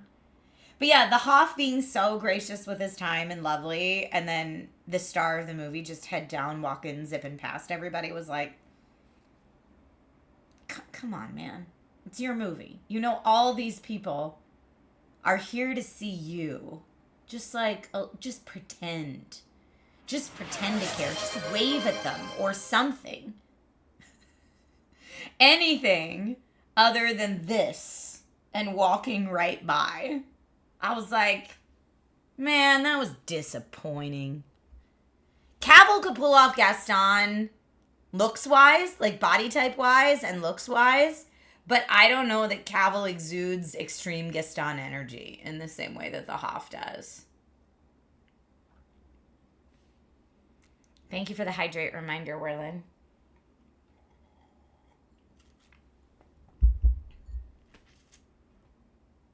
You would be interested to see Cavill try it? I mean, to be fair, I haven't really seen Henry Cavill do anything that comedic, like that over dramatic. You think he could if that was the role? Yeah. It's like, you know who really impressed me with that? When a similar type of role, not exactly, but when James Marsden played Prince Charming in the Enchanted movies, I thought he was hysterical. He nailed that role. Oh, can Cavill sing? I don't know.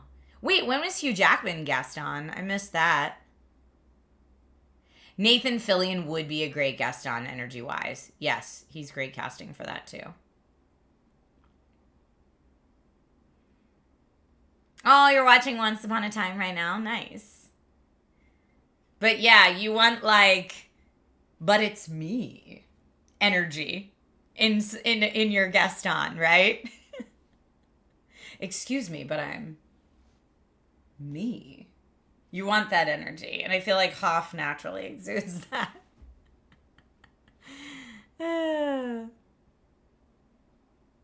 What was the painting above the birdo? Oh, it was Rampage. Like the original NES game Rampage. So it had George, Lizzie, and what's the other one's name? I forget. The wolf.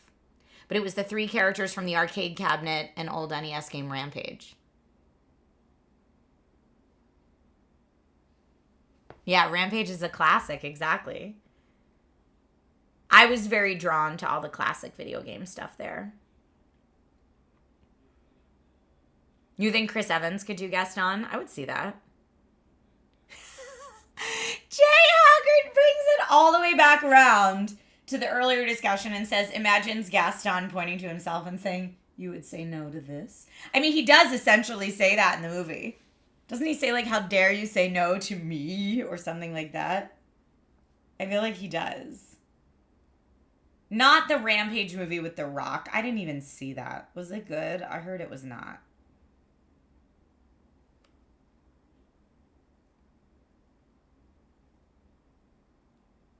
Yeah, you have to be really great at expectorating, exactly, to be to be cast on.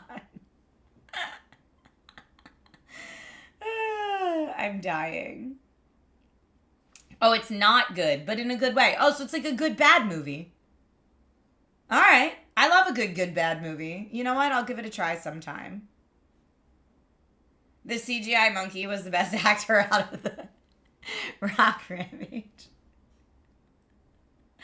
You enjoyed the Rampage movies. Okay. All right. I guess there's only one. That's really funny. I'll give it a try. I'm not mad at that. All right. I only have a little over an hour left of the stream, probably.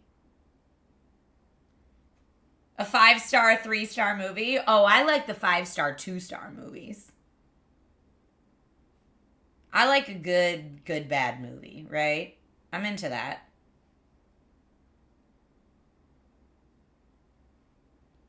Oh, there was a Bubble Bobble art piece, too. I just don't think I shared it on social media. I didn't know if people would know what it was. Here, let me see. Where's the Bubble Bobble? This one. Hold up. It was like a colored pencil. Hold on, I gotta hide my face. It was like a colored pencil Bubble Bobble. Yeah, I think we could watch me get my butt kicked in some 33 for an hour. I don't think that... I mean, if I keep going up against the boss I'm currently facing, I'm just going to get obliterated. And if I... You know what? We could go back to Giant Worm, and see if I can hang. I mean, it'll probably be a full yapping stream anyway if I go up against Giant Worm, because we're not going to make any progress. Maybe. I grinded a little bit since I got obliterated by the Giant Worm last time. Or I might beat him first try. I doubt it, though. I doubt it. Yeah, I love Bubble Bobble, too. The Paperboy was great. This is a Paperboy image. I didn't post this one online. And I didn't buy it because it doesn't match anything in my house. But it's like a Paperboy sunset. I enjoyed that. I also, did I post Peach's Secret online? I think I did, but I don't remember. That was Nate's favorite piece. Nate's favorite piece was Peach's Secret. Ooh, girl. Ooh, girl.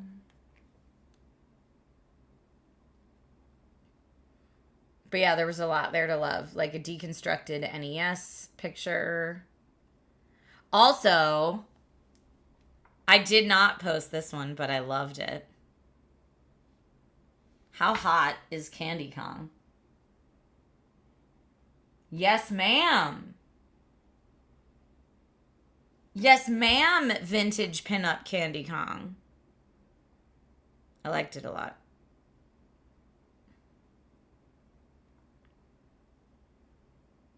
If I kept telling Nate, if I had more money, you like Nate's pick?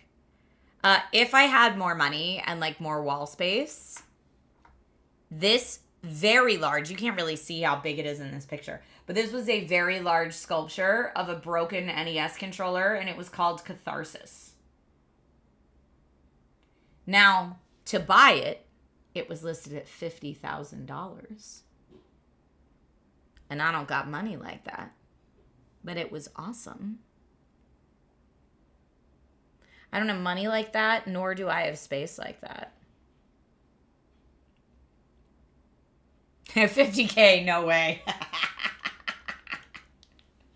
Yeah, but that's what's fun about art shows, right? Like, even if you're not in the market to buy any of that, you can still enjoy it.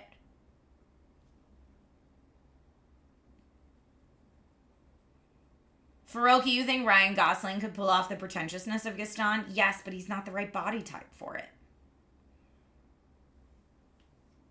I don't believe for 1 second Ryan Gosling is snapping a leather belt with his neck. How about a really small version for $50? I mean, I can destroy my own NES controller. If we're doing a really small one. Zac Efron, I don't think is the right body type for it either.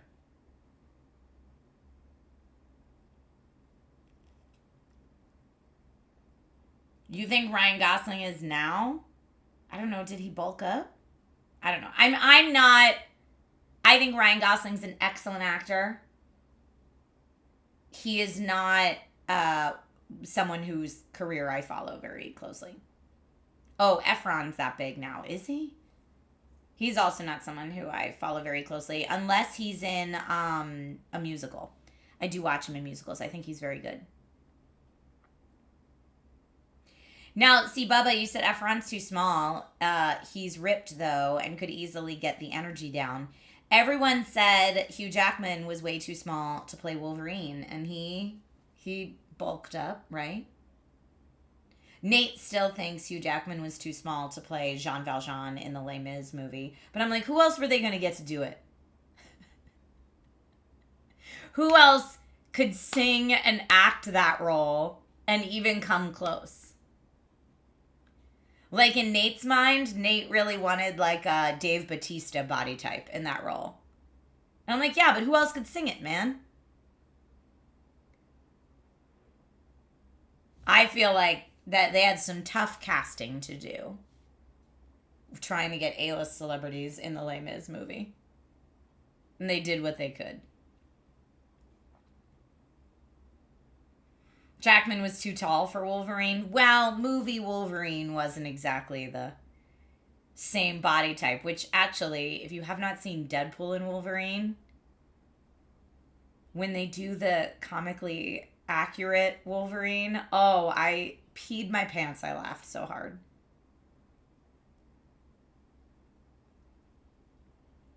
Yeah, they poked fun at it in the Deadpool movie, exactly.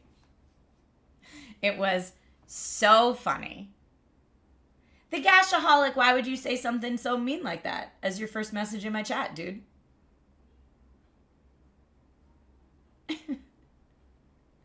I enjoyed Jackman and Les Mis too. I thought he was good.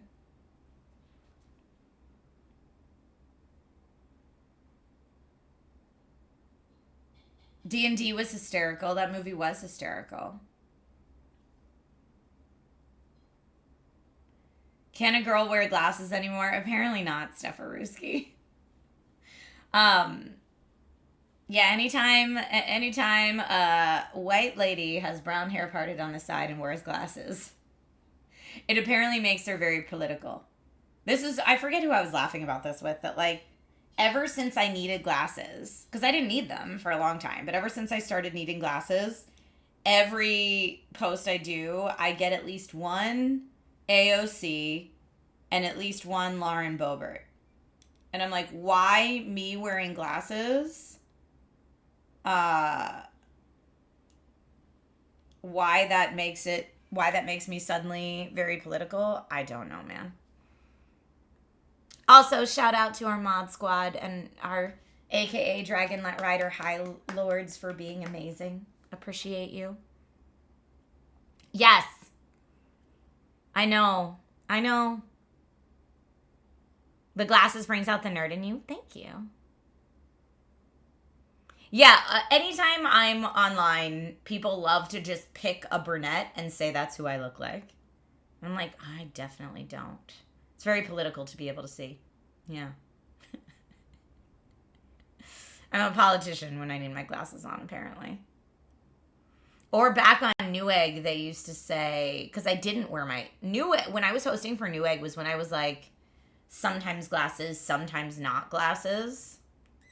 And I would get a lot of Mia Khalifa too, which like, whatever. But I think it says more about the person who is drawing the comparison and the type of content they consume. Because I'm like, I can do side-by-sides with all these people. And I don't look like those people.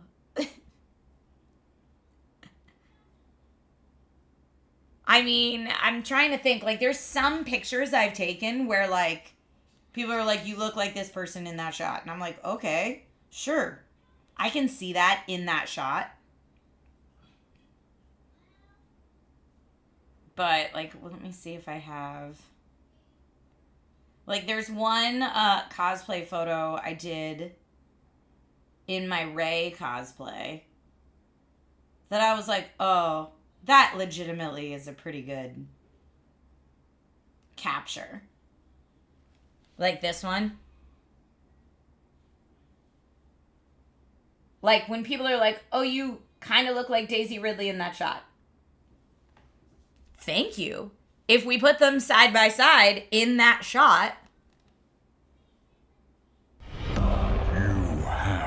that could be cool. But it's not like the people that are like calling me AOC or Lauren Boebert or anything else are like taking a still frame of me and a still frame of them and putting them side by side and being like, see the facial similarities? They're not doing that at all. They're just like white lady, brown hair, glasses, boom. I always thought you looked like that one girl from SourceFed. Yes. Oh, what is happening here? Oh, I'm getting football snacks. Thank you, babe. Appreciate you. Getting some football snacks. My husband, I said this last time, get you a man that makes homemade guac. I married him for his guac skills. Yum, yum, yum, yum, yum. Nate is so nice. Yeah, there's nothing like homemade guac. Mm-hmm. He's in and out like a ninja. He's super fast. Very sneaky.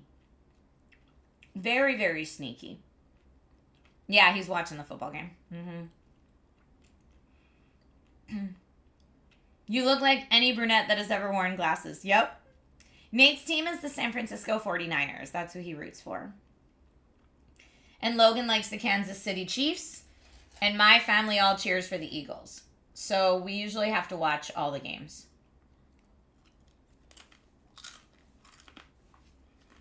Well, that's Druid. I only watch the Super Bowl commercials as well.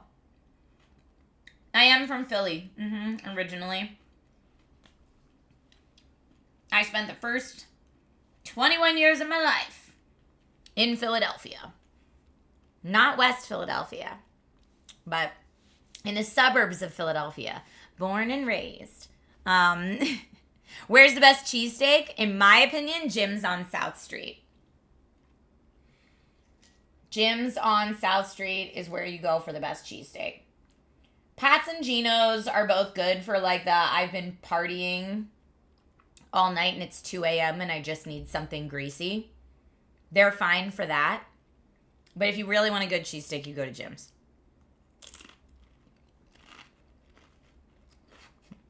Not an ad.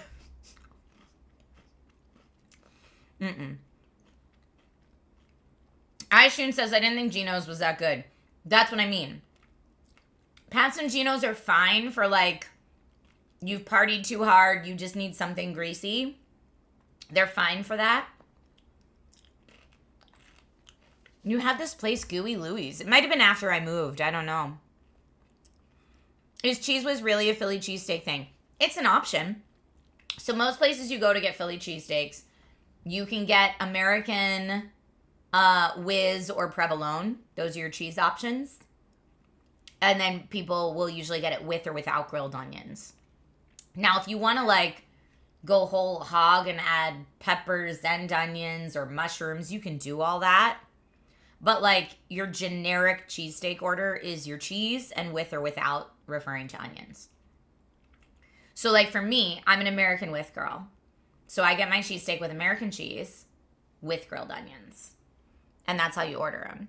So like you go up to the counter or to whoever's ringing people up and saying like, I need 2. That's where you hear the term like people are like, I need 2 whiz withs, I need an American without, and I need a provolone with. And like that's how you order your cheesesteaks.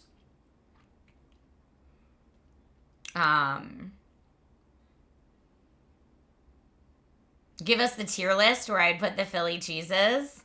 I mean, I'm an American. I'd go American provolone whiz by my personal taste. But that being said, all of them are good. Like I've had a whiz cheesesteak that was good, but I would put the whiz cheesesteaks on the bottom for me. When you lived in Philly, the best cheesesteak you ever had was a food cart on the corner of Spruce and Broad. Provolone and onions. Yes! See, but that's when everyone's got their cheesesteak preference. Like when people are like, it has to be Cheese Whiz to be a real Philly cheesesteak. I'm like, that's not true. It's not true. Or there's a lot of places that serve a Philly cheesesteak and it automatically means it comes with peppers and onions. I'm like peppers, onions, and mushrooms. And I'm like, that's not the real Philly cheesesteak, though, as far as I'm concerned. You could add that stuff.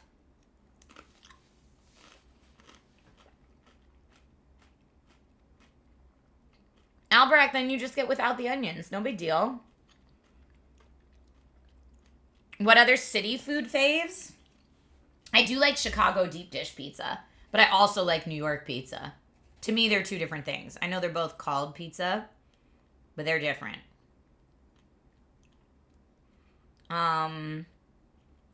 You like mushroom on yours? Yeah, I'm not going to yuck what anybody else likes. Just when people are talking about like, oh, it's a real Philly cheesesteak if it has this stuff on it. I mean, the most common cheesesteaks you'll get in Philly. That's what I would consider like the real Philly cheesesteak is like what is most common, what most people there think of when you say cheesesteak. It's meat, it's cheese, and then with or without onions. And that's it. That is a real cheesesteak. And then if you want to add a bunch of other stuff, that's up to you.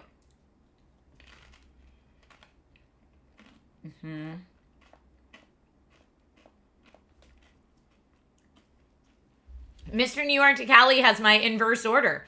You said for you, cheesesteak, it's whiz, provolone, then American. But provolone's your top cheese for a cold sandwich. Yeah, provolone's delicious. It's just not my top cheesesteak choice. Pizza mozzarella cheese. Little Spice is pretty good. I don't know what that is. Was I rooting for the Phillies over the Dodgers? I'm not really a sports person, honestly.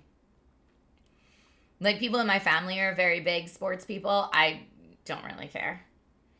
I am rooting for Expedition 33 over other games of the Game Awards. That's more where my fandom lies. Tillamook cheddar is delicious, but I've never had it on a cheesesteak, so I don't know about that. Why watch game when you can play game? Right? And see, there are people that are never whiz people, and that's fine. But, like, it is one of the most commonly offered cheeses in Philly on a cheesesteak. See, Stardrew says Cheese Whiz is not Philly. Dude, any cheesesteak place you go to in Philly offers whiz. It is. You had, like, 6 cheesesteaks in one day? Oh, I could never.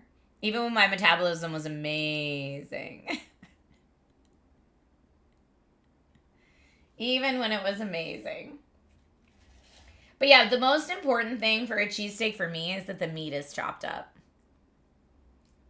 When the meat's not chopped up with the cheese, that's an instant fail in my book. Flaky meat with the cheese. It's not just like cheese on top or cheese on the sides with big hunks of meat in the middle. That's like a roast beef sandwich with cheese. These are different things.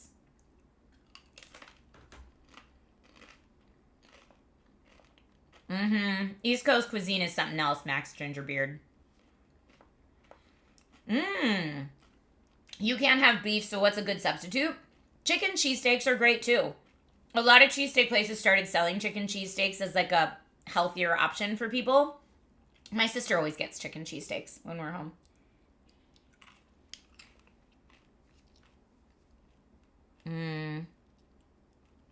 Oh, and Italian beef is very specific too. Italian beef needs the right seasonings to be Italian beef.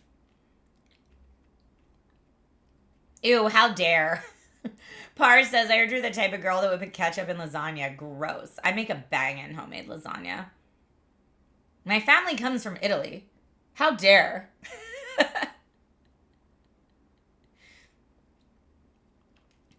But yeah, chicken cheesesteaks are totally a thing. And some people like pizza steaks, which just means you get tomato sauce on your cheesesteak. That's good. Or cheesesteak hoagies.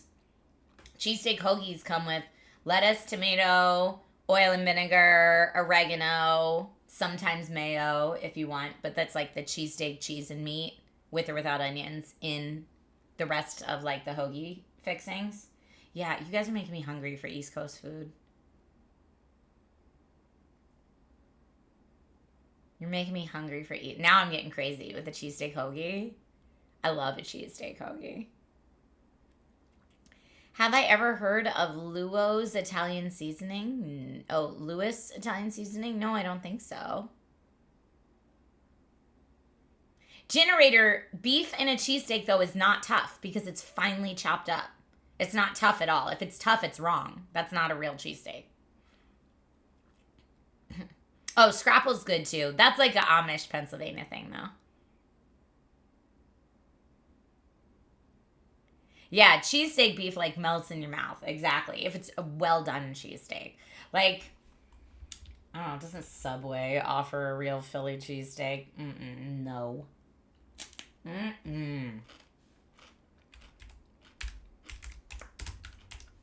I'll show you what the meat has to look like. I have a lot of feelings about it.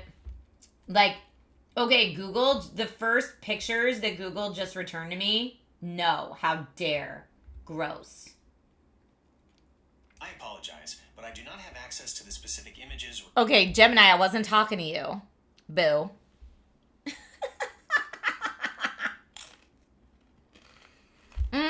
Your digestive system, I see, won't let you have it. I see. Gemini just button up in our conversation. How dare.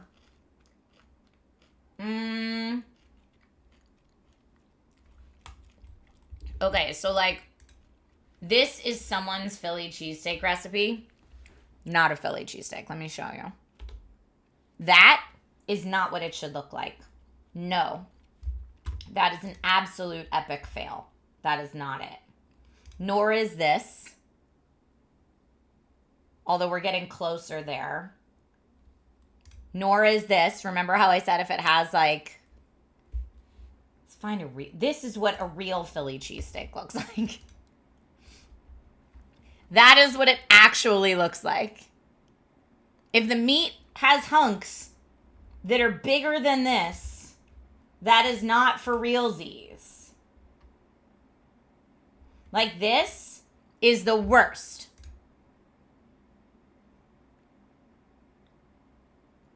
No. Fail. That is a steak sandwich with peppers and onions. That is something entirely different than what a person from Philadelphia says when they want a cheesesteak. Look at all, this is so bad. This is not a cheesesteak. This? No. This is like a tri-tip sandwich with cheese on it. Nope. Here's another. Closer.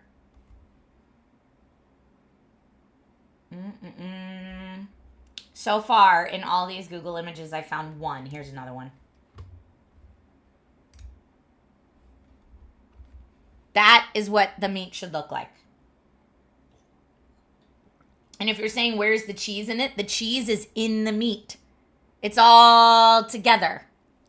Improper cheesesteaks are triggering. For me, they are.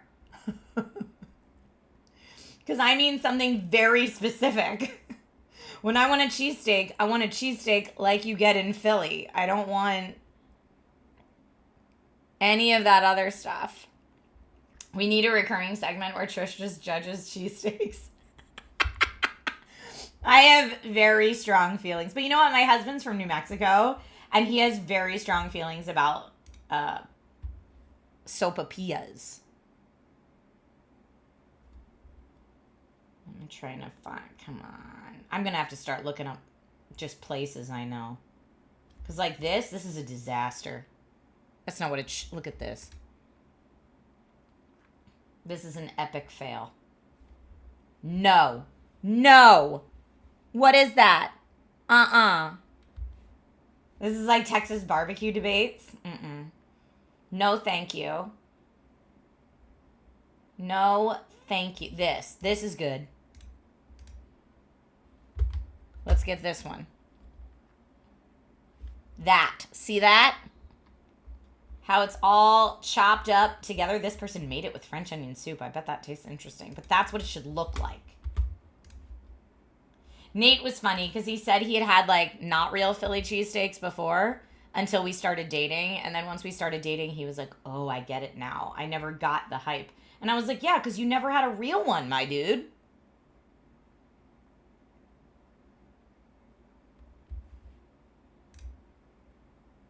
This looks great. That's what it should look like. That's what it should look like, folks. The meat and the cheese all chopped up together. With onions if you like onions. That's what a real cheesesteak should look like. Not any of that hot roast beef sandwich with some cheese slapped on top. The meat and cheese are one. Yeah, yes, well said. Well said, Faroki. Don't eat it unless it looks like a hot mess. Yes, fact. Fact. There's a place in the mall by us that I don't know what the chain is, but it says something real Philly cheesesteaks. And Nate always sees it and laughs. And he's like, how much would I have to pay you to try that fast food California mall real Philly cheesesteaks? And I'm like, I wouldn't. I just wouldn't. Nope. Maybe it's a Charlie's. Yeah, I don't know. But I was like, Oh, heck no. Like, what is this abomination? This is the kind of thing that makes me mad. Oh, this is brew cheese, cheesesteaks, and subs. Nope. That is not a cheesesteak, man. Nope.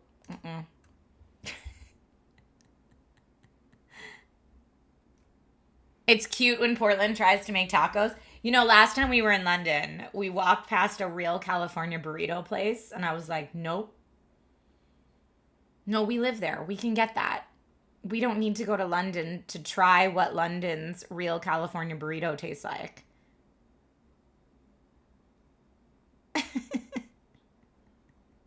A California burrito in London sounds like hell on earth. Yeah, I was like, nope, no, thank you. Let me see if I can find Philly cheesesteak Jim's. Yes, Jim's is so good.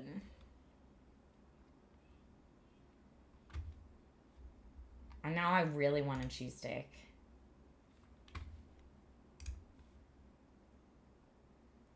Whose cheesesteak is this? Yes, okay. Jim's on South Street. And this is a whiz cheesesteak. You can clearly see it by the cheese. That is a Jim's on South Street. That is what it should look like. It should look like a hot mess. Where the meat and cheese are one globular thing that goes in the roll. JDC says, ooh, that looks good. Yeah, Jim's is my favorite. That's my favorite. Oh, Keone says Jim's is the one that I tried, and I think it was my favorite.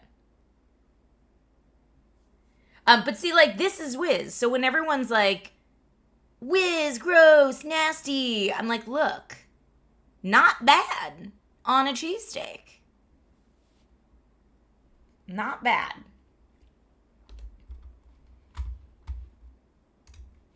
But yeah, that's what you want.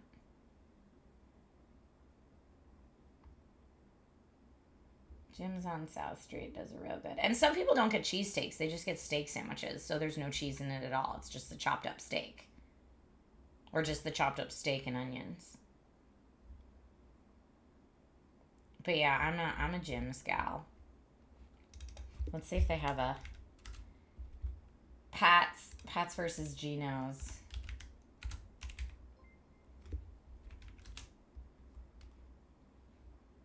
And see, so Pat's Geno's is the one that does the flat meat.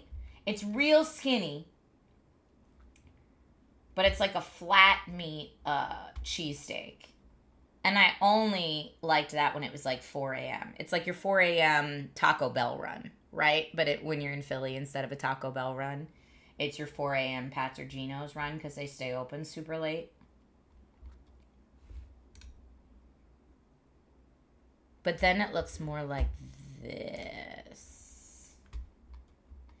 I love this whole article as a Pat's versus Geno's cheesesteak battle. It's like the most Philly conversation. Okay, so that's what a Pat's would look like. To me, it's a little too whizzy. I don't need all that. And then this is what a Geno's looks like, right? So very different with the flat steak. But at 4 a.m., that's just fine. So that's when people are like, Pat's versus Geno's, who makes the better steak? Is a trick question because the real answer is Jim's. But if you have to, I would choose a Geno's over a Pat's, personally. If you have to. Odyssey Dave says, I feel like we all need to try whatever cheesesteaks are near us and send you photos to judge in the Discord.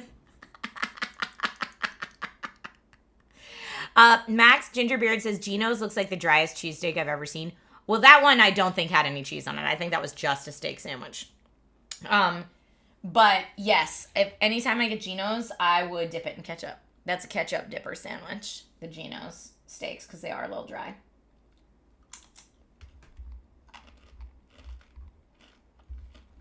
But yeah, to me, Jim's is the right answer. Oh, it's not aerosol whiz. No. Is that what people think it is? Like cheese in a can? It's not that.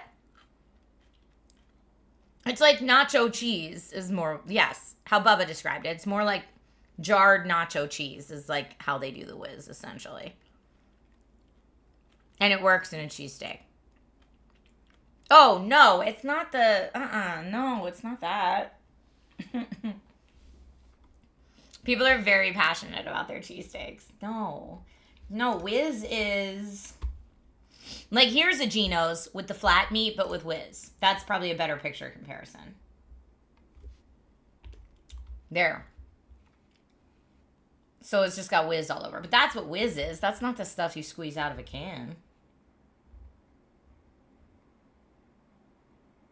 And look, added some peppers. What are you doing? Girl, what are you doing? And adding hot sauce? Where are you from? Ma'am. Mm-mm.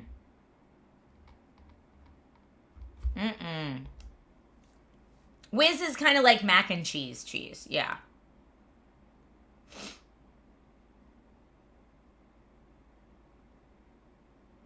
It's a brand. Most people are only familiar with the aerosol version, though. I rarely see the jar version. Ah, okay.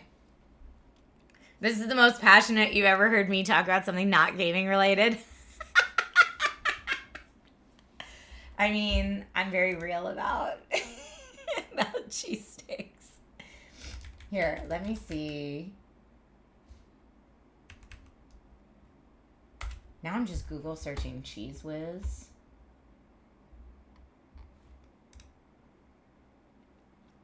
Okay, all I did was Google search Cheese Whiz, and all that came up was Philly cheesesteaks.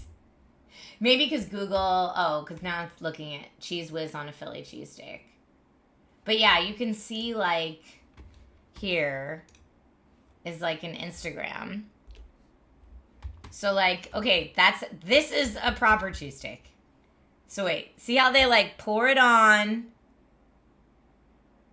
Where is this from? This is a good-looking cheesesteak. So, that's how you put on the whiz. It's not the canned aerosol stuff.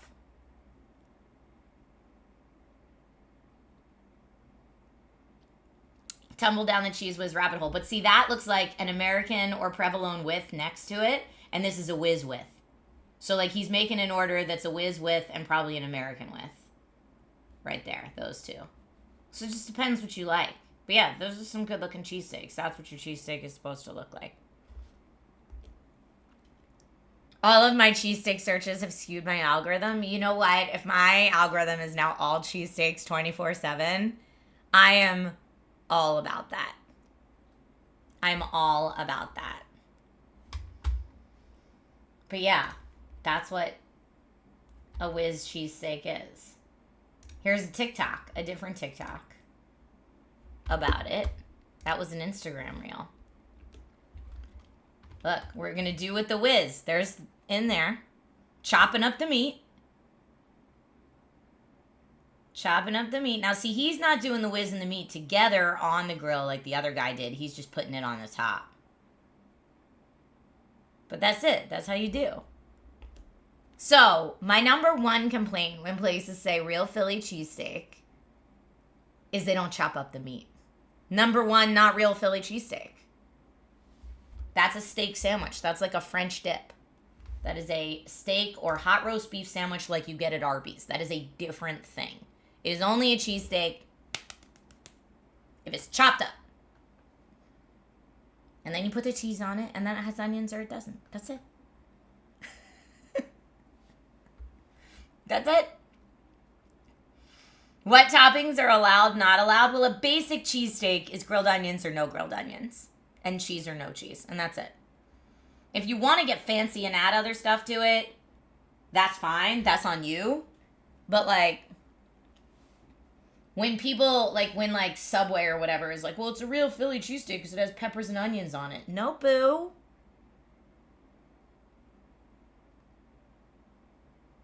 No way.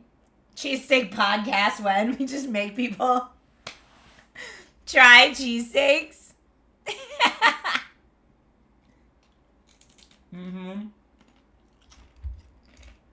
Wait. Here. This article is clearly right up my alley. Hold on, I'm going to change so it's not stretched out. We're just going to talk about cheesesteak all day today. This is so funny. Okay. Provolone versus American versus Cheese Whiz. Which is best for Philly cheesesteak? This is like the jar of Cheese Whiz. For those of you that are like, that's not Cheese Whiz, that's nacho cheese. No. Very clearly, Cheese Whiz, it's a brand, comes in a jar like that. So you can either get American cheese, Cheese Whiz, or provolone. That's it. This is the Cheese Whiz. So it's not a nacho cheese. It's not an easy cheese. This is very specifically what it is. And look, it's telling you it goes great on cauliflower or nachos or potatoes or broccoli. And yeah, it would go. It says the original cheesesteak dated back to 1930 did not have cheese at all. It was just a steak sandwich. The cheese came up in the 40s. And the first cheese was provolone cheese. So provolone's the original choice.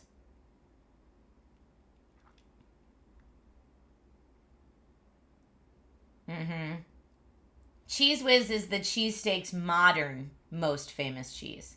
Provolone's the first. American also has its merits.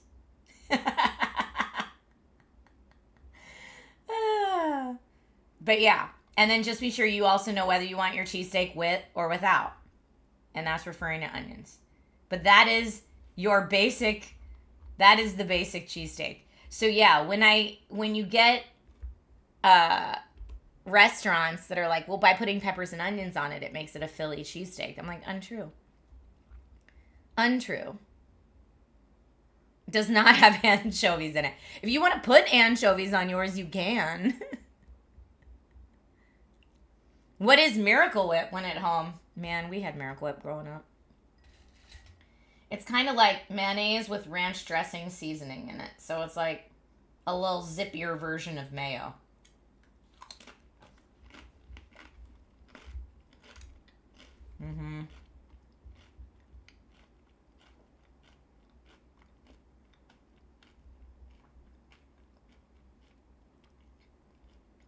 So now I hope I've educated everybody enough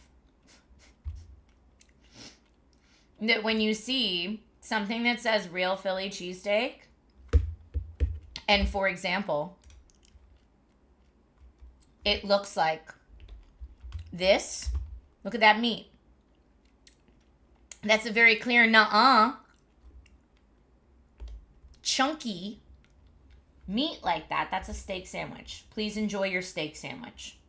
That is a different thing. I'm sure that like people from Chicago have real opinions about what's real Chicago pizza or real Chicago dogs as well. But don't be duped by the imposter cheesesteaks.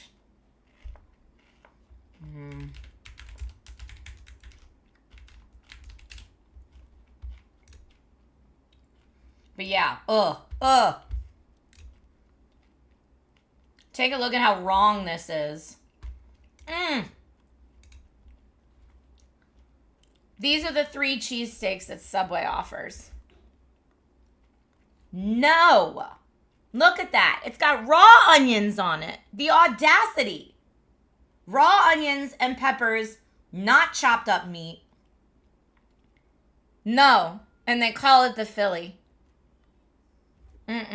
Nope. Oh, Husbando knows the only place in California I will order Philly cheesesteaks from. He does not try to make the cheesesteaks. He orders them from the right place. There's only one place. Let's see if Jersey Mike's has one.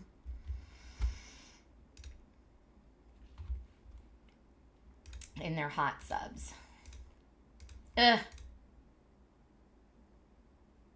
No, all their cheesesteaks have peppers on them. It comes with grilled onions and peppers. Jimmy John's is your sub of choice. Jimmy John's makes a good sub. I still wouldn't order a cheesesteak from them. At least Jersey Mike's is closer to getting the meat right. They're closer to getting the meat right. But still, the cheese and the meat are separate.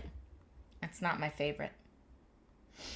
And yeah, the pepper's in there. That's their own addition. The only place I will order cheesesteaks from in California, in case any of you are Southern California based and looking to try something that's as close as possible to the original, is a chain. I only know of one of them, though, that's still open in Encino called Philly's Best. And they do a real nice job. They import the rolls from Philadelphia. So they're not as fresh as when you get a Philly cheesesteak in Philly. But at least it's the right rolls. Like the right texture and density for the rolls. And they do the meat and the cheese part right. But yeah, Philly's Best is the one that I like. In fact, when the Eagles were in the Super Bowl and we had the Super Bowl party, we got catering from Philly's Best so we could have like as close to real cheesesteaks as possible. Zelnov says there's a Philly's Best in Burbank. Yeah, Philly's Best does a good job. Pierogies, there are Philly natives that open it up. And the Philly natives get the meat and the cheese right, but the rolls are so hard to get right here. They just don't make rolls like that here. I don't know if it's a difference in the water.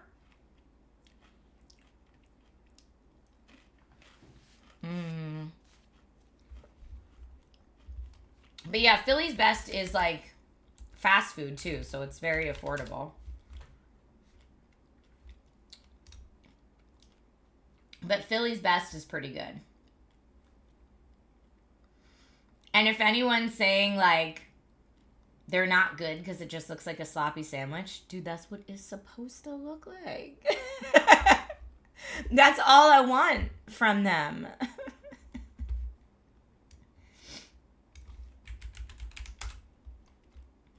So like when we did, let's see if they have their catering menu. Yes. So when we did catering, we got, let me try just opening now. It's so small. Make it bigger. Cheesesteak buffet. That's what we got. They don't have a better picture though. But basically, you got like all your chopped up meat and cheese in one warmer and grilled onions in the other warmer. So this way people can get with or without onions as they make their steak sandwich. And it comes with the right rolls. And they also sell lots of like Hers potato chips and all that kind of stuff too at Philly's Best. So what do we get? We got like tasty cakes for our Eagles Super Bowl party. A kind gesture. Whoa, Cross Jericho, thank you for the bits. How are you? How are things with your life? My life is great. My little guy is not so little anymore. We're chatting about my very specific cheesesteak tastes. I do have quite cheesesteak snobbery.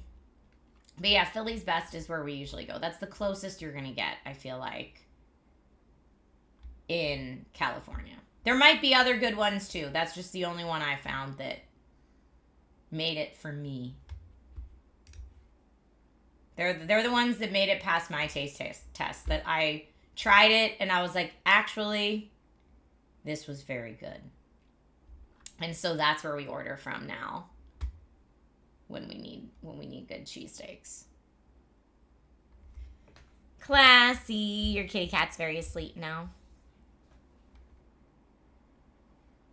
Yeah, Cross Jericho, what's new with you? Thank you for asking. And again, thank you for the bits. That's so nice. Yeah, these are all giving me articles that are like 10 best cheesesteaks in Philadelphia. I don't know whose cheesesteak this picture is, but that's right. This is correct. If I saw this, I'd be like, all right, that's a real Philly cheesesteak. But I don't know who that is from. This person says maybe they're Jax's. But yeah, that's what it should look like.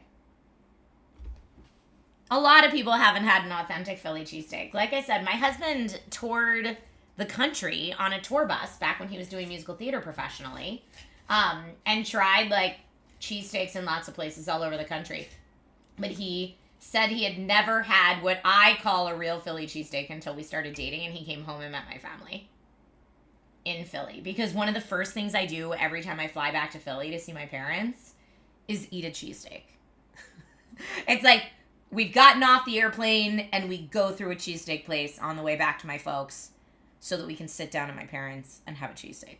It's very important to me.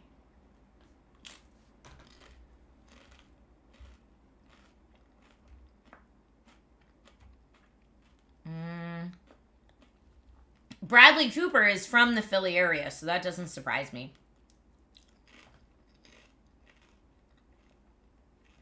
You can't get proper poutine in your country either because they don't have the right cheese curds. See, that stuff is so specific. There is a Jim's at the Philly airport now. There didn't used to be, but there is now. There's a Jim's, and there's also, at the Philly airport, there's also there's two Chicky and Pete's locations, which their cheesesteaks are okay. They're not my favorite, but they're still good. But Chicky and Pete's has crab fries. That's what you got to get from Chicky and Pete's. Crab fries with the cheese dip. It is a miracle that every time I go home to visit my parents, I don't gain 25 pounds. Burger, yes. We're still on cheesesteaks. That's how you feel about Cuban sandwiches. Many places just do them wrong. Paolo says, I tried crab fries and was disappointed. Oh no, what were you disappointed with? Were they like not fresh or hot when they came out, or you just didn't like the seasoning? What did you not like about them? I need to know. Not everybody likes Old Bay seasoning. Crab fries are just French fries. They're like crinkle cut French fries with Old Bay seasoning.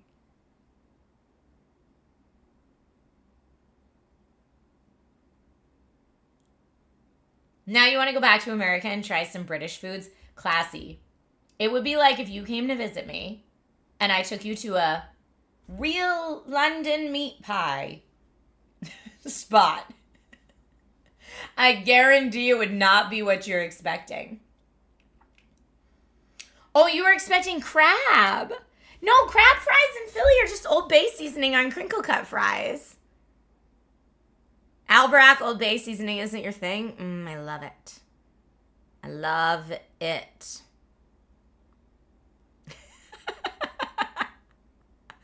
Classy. I know, it would make sense if crab fries were actually crab, but they're not. It's because when you get Maryland steamed crabs, they come in Old Bay seasoning. So a lot of people on the East Coast associate Old Bay seasoning with crab. So crab fries are just fries covered in Old Bay seasoning. It makes sense if you grew up there. But yeah, if you're expecting like a thing of fries with like crab meat on it, it is not that. It is not that. You said they were fine. Well, I mean, if you were expecting crab, it's different. No, Chicky and Pete's crab fries. And they come in like, I'm sure not very good for you, liquid cheese. Sauce comes with them to dip.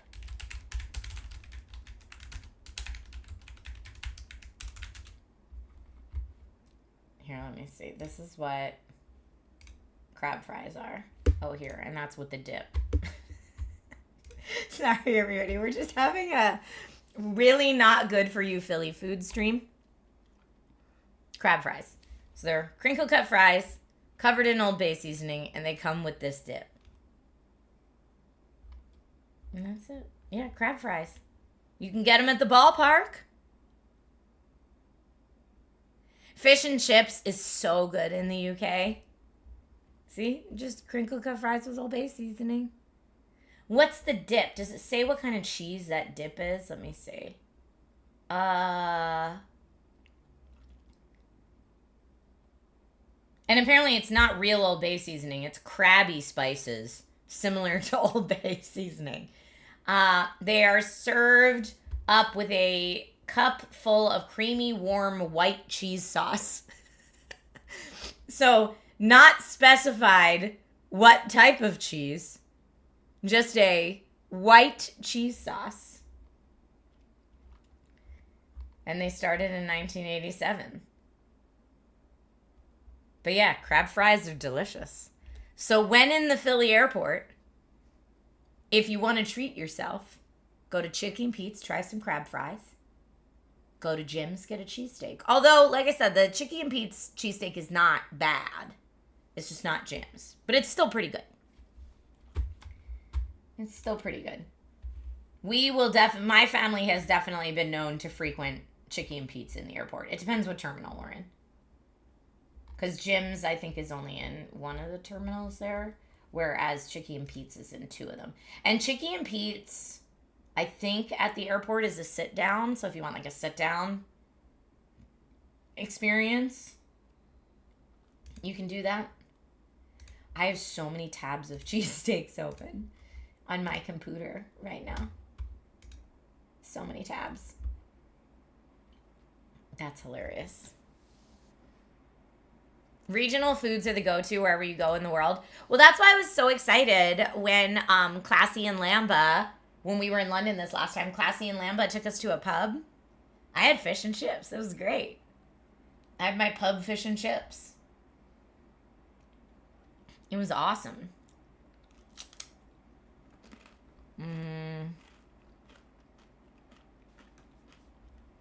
Cross Jericho, if you figure it out, let me know. Portland, Faroki, I always heard the thing with Portland is the food truck scene. That you want to go, like, do food trucks while you're in Portland. Is that true?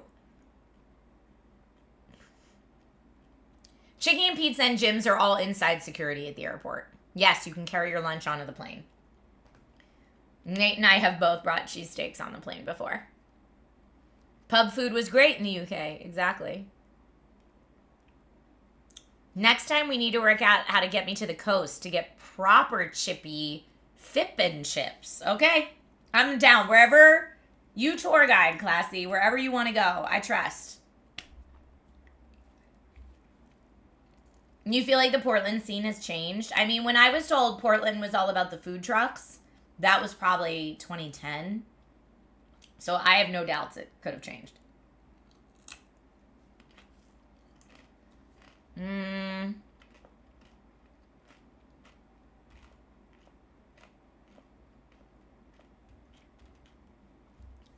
I've had Voodoo Donuts because they have one here at Universal City Walk. Now, I don't know if the Voodoo Donuts here taste the same as the Voodoo Donuts there. But they're very rich. I can never finish one. Yes, I want to see more castles, Classy. I mean, it's a donut. Yes, they should be very rich, but sometimes they're, like, loaded up with stuff, you know? We did talk about Chicago pizza for a little bit. I just said I liked it, but Chicago deep dish is really good. In my opinion, it is a very different food than what most people think of when they think of pizza. So, like, to me, Chicago deep dish is really tomato pie. Although Philly has something else called tomato pie that is very different from what I'm referring to when I say Chicago deep dish. Mikey Likes It says Voodoo's a chain. I guess so. There is a Voodoo Donuts on Universal City Walk. It is now. Yeah, maybe they only have the one in Portland and then the one here. I don't know. I think I have tried Luminaldi's. I think I've been there. Paladin. I had that because when I used to travel doing auto show and the different auto shows, I worked Chicago Auto Show almost every year. And so that's when I got to try that. I need to see more castles in my life. Those of you who live overseas, I'm so jealous. Burgerville in Oregon tops In-N-Out. I don't love In-N-Out. Unpopular opinion, but that does not surprise me. Oh, there's a Voodoo Donuts at City Walk in Florida too, Birdie Corn. Okay, so that's 3 at least. I'll go, if I'm going to go fast food burger, I'm going to go Five Guys over In-N-Out.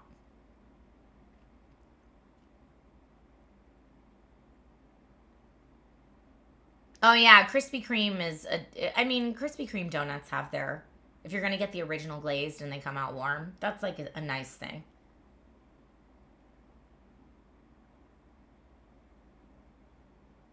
See, I love, Paladin says Five Guys is so good, and right under it, Paolo says, I don't love Five Guys. This is why there's options for people. There could be someone watching this stream that's like, Trisha, I absolutely despise your version of a cheesesteak, and I like whatever my cheesesteak version is wherever I have it. And that's great for you. You can't call it a real Philly cheesesteak. Unless the meat is chopped up. And it's got American provolone or whiz. With or without grilled onions.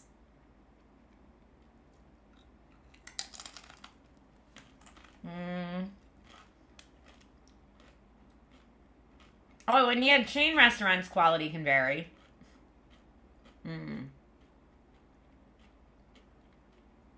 Bubba says, I love the fries at Five Guys, but burgers are too bland. Do you like Habit Burger or the Stand, if you have those where you are?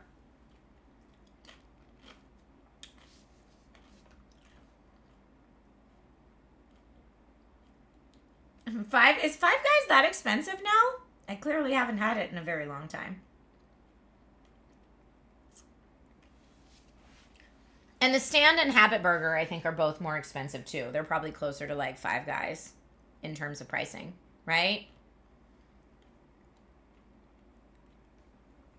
Yeah, you guys are all saying Five Guys is expensive. The burger alone is like $10. Is it? I guess I always get the junior burger. Maybe that's why. Let me see.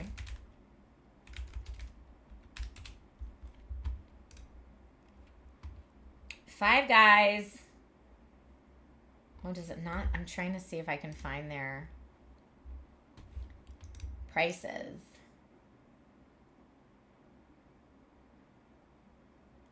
Oh, I guess it depends on which location. I just want to see how much it is. Yeah, so a hamburger by itself is almost $12 at Five Guys, it says.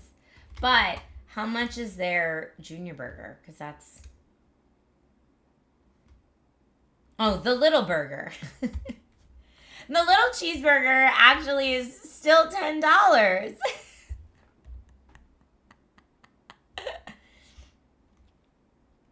Yeah, the little cheeseburger is still $10. You might as well go for the big one. I just don't want that much food usually. But yeah, you're right. That's not cheap. So if you get a burger, here, what's a combo? Oh, they do have a combo though. Because I was going to say if you order a burger and fries and a drink, that's $20 easy. But let's see. If I get a little burger combo, because that's what I typically get. How much is that? Let's see. So it looks like a classic combo is $13.99. So that's probably on par with other restaurants. So just don't order them separately. So yeah, it's $13.99. So that's $14. So I mean, with tax and stuff, it's over $15 for a combo. Whoa, the pub next to D&D does a nice burger for only £6 on Wednesdays. Yo, that's awesome. That is awesome. All right, I want to see, just to compare, how much Habit Burger charges per burger. Like, are they the same? So a charburger meal, that's their version of the combo meal. So a fry, a burger.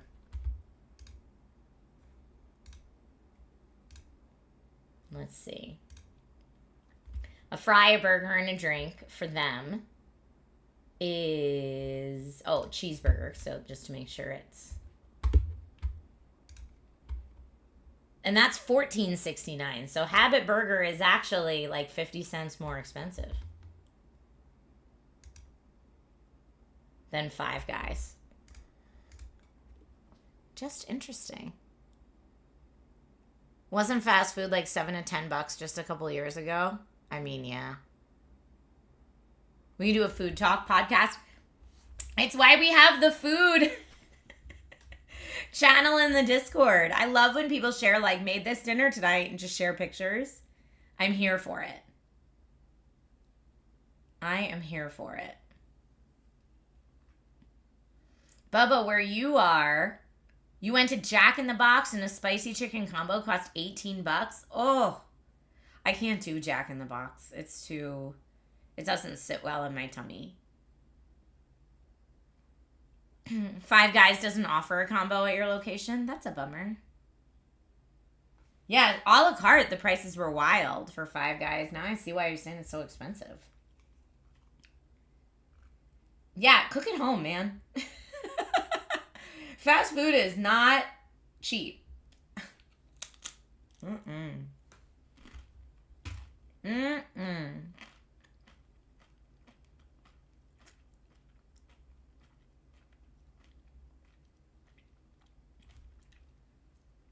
You got a McDouble meal for less than $4 just a couple years ago. I haven't gotten a McDonald's meal for less than $4 since I was a teenager. I miss the dollar menu too. When I was a teenager, I used to scrounge around for a lot, like loose change in my car, and know that if I could find some quarters, I could either get a cheeseburger off the dollar menu, or they had days where they did 25-cent hamburger days. Does anyone remember that? McDonald's would do 25-cent hamburger days, and it was 10 cents more to add cheese. So if I could scrounge together 35 cents for my car, I could buy a cheeseburger. We are not living in those times anymore. That's not the reality anymore. But remember when it was? You remember when $5 got you the whole menu at Taco Bell? Yep. We are old, Irdle. It's true. Mm-hmm. Yeah, it's now the value menu because nothing's $1 on it anymore.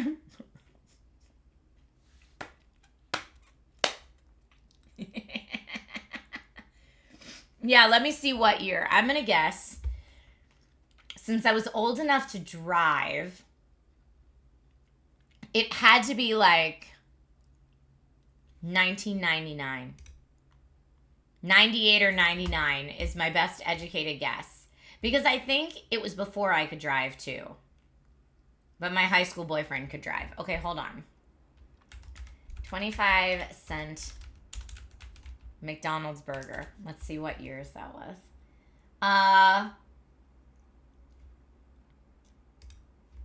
Don't tell me just decades ago. What year?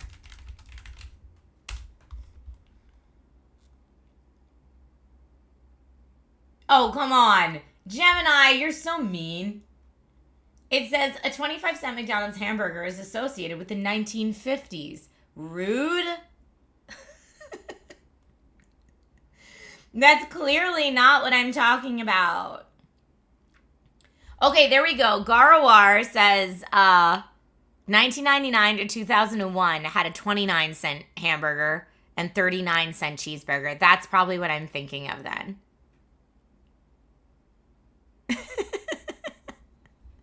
Gemini's so rude. With the 1950s. Get out of here. Yes, and then it said the early 1990s as well. Local McDonald's locations would offer the 25-cent hamburgers and cheeseburgers on specific days, like Tuesdays. Yeah, that's maybe what I'm really remembering. It could have also just been like my local region as well.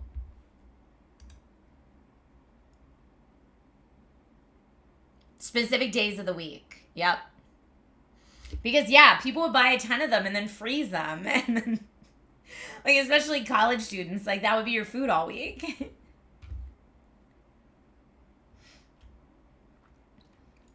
Beertastic says, meanwhile, you couldn't pay me to eat food from McDonald's nowadays. I have to be really hungry and really short on time to do a drive-through McDonald's nowadays.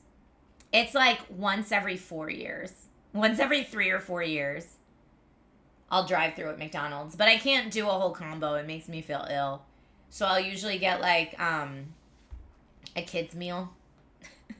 So it's like the tiniest little fry and their apple slices and like a little cheeseburger, a little kid's cheeseburger. But yeah, I have to be so strapped for time to do that. Albrecht, you had McDonald's 2 days ago. Get it. Get it. Y'all, we did not play any games today. But that's okay. I had fun anyway. I hope you had fun. Now, this would be where I'd be like, game poll, let's play a game. And you could watch me get absolutely obliterated in Expedition 33. But I have something I have to film today. I cannot tell you what it is, but you will see this content in about a week, is what I can say. But it should be very fun to film at least, so there's that. Thank you for helping me wake up. My daily readiness probably still says I'm at a 15 out of 1 to 100, but redacted activities need to be filmed today, yes. Let's see, I think your daily readiness score stays the same all day. Yeah, my daily readiness score still is 15. But at least I feel more awake now. Who do we call to complain to? In terms of me having to film. I know. Well, it's because my schedule is so wild this week. Normally, any content I film for the YouTube channel or for my socials or anything like that, normally I try to film those on Mondays since that's my non-stream day. But since tomorrow I'm on set for Kingston all day, I can't film tomorrow. And my content is due to the approvals team on Tuesday. So, alas, that means filming on Sunday. Alas, that means filming today. But I will say the thing that I'm filming today is a partnered post. It is a sponsored post. But I hunted down this brand for the deal. It wasn't one of those like they came to me and were like, hey, you want to sell our thing? It was one of those me going, hey, I really like your thing. Hey, I really like your thing. Poke, poke, poke. I really like your thing. Can we make stuff together? Poke, poke. I really like this thing. So it's definitely me doing that. So hopefully the content will be fun that I make on it. But anyway, it's a 3-parter. I get 3 parts of content I get to make about it. But the first one I have to film today. Yeah, fun work. Persistence paid off. It is not Crocs. It is not Crocs. But it's something I've talked about on the stream before that I'm excited that's around the corner. Anyway, feel free to guess. I'm going to go film now. It's not space Crocs. No, I generally don't wear Crocs. But the Animal Crossing Crocs were too, like, you know, we talked about, like, good, bad things, bad, good things. They were too, like, the Animal Crossing Crocs were too, like, bad, good. Like, they were hideous, but that made them kind of cool, right? That was it. Now we're all starving. So everybody go get a cheesesteak or a Cuban sandwich or fish and chips or whatever it is. It is not a cheesesteak. Someday I will do a cheesesteak brand deal and you're all going to be like, people that don't know me well are going to say it's not on brand. Those of you that know me for real are going to be like, that's the most on-brand thing she's ever done. Go get your Chicago pizza. Go get your poutine. Enjoy. Enjoy. And, you know, if I can ever bring y'all authentic Philly cheesesteaks, I will try to do that. All right. Thank you all so much for watching. Please know how much I appreciate you, and especially since we're ending earlier than I typically do today on a Sunday stream, I'll make sure to find someone we can raid. Aw, Beef Pants, thank you. Okay, I'm going to find someone fun that we can raid, and I will see you all on Tuesday afternoon for Gong Show. Okay.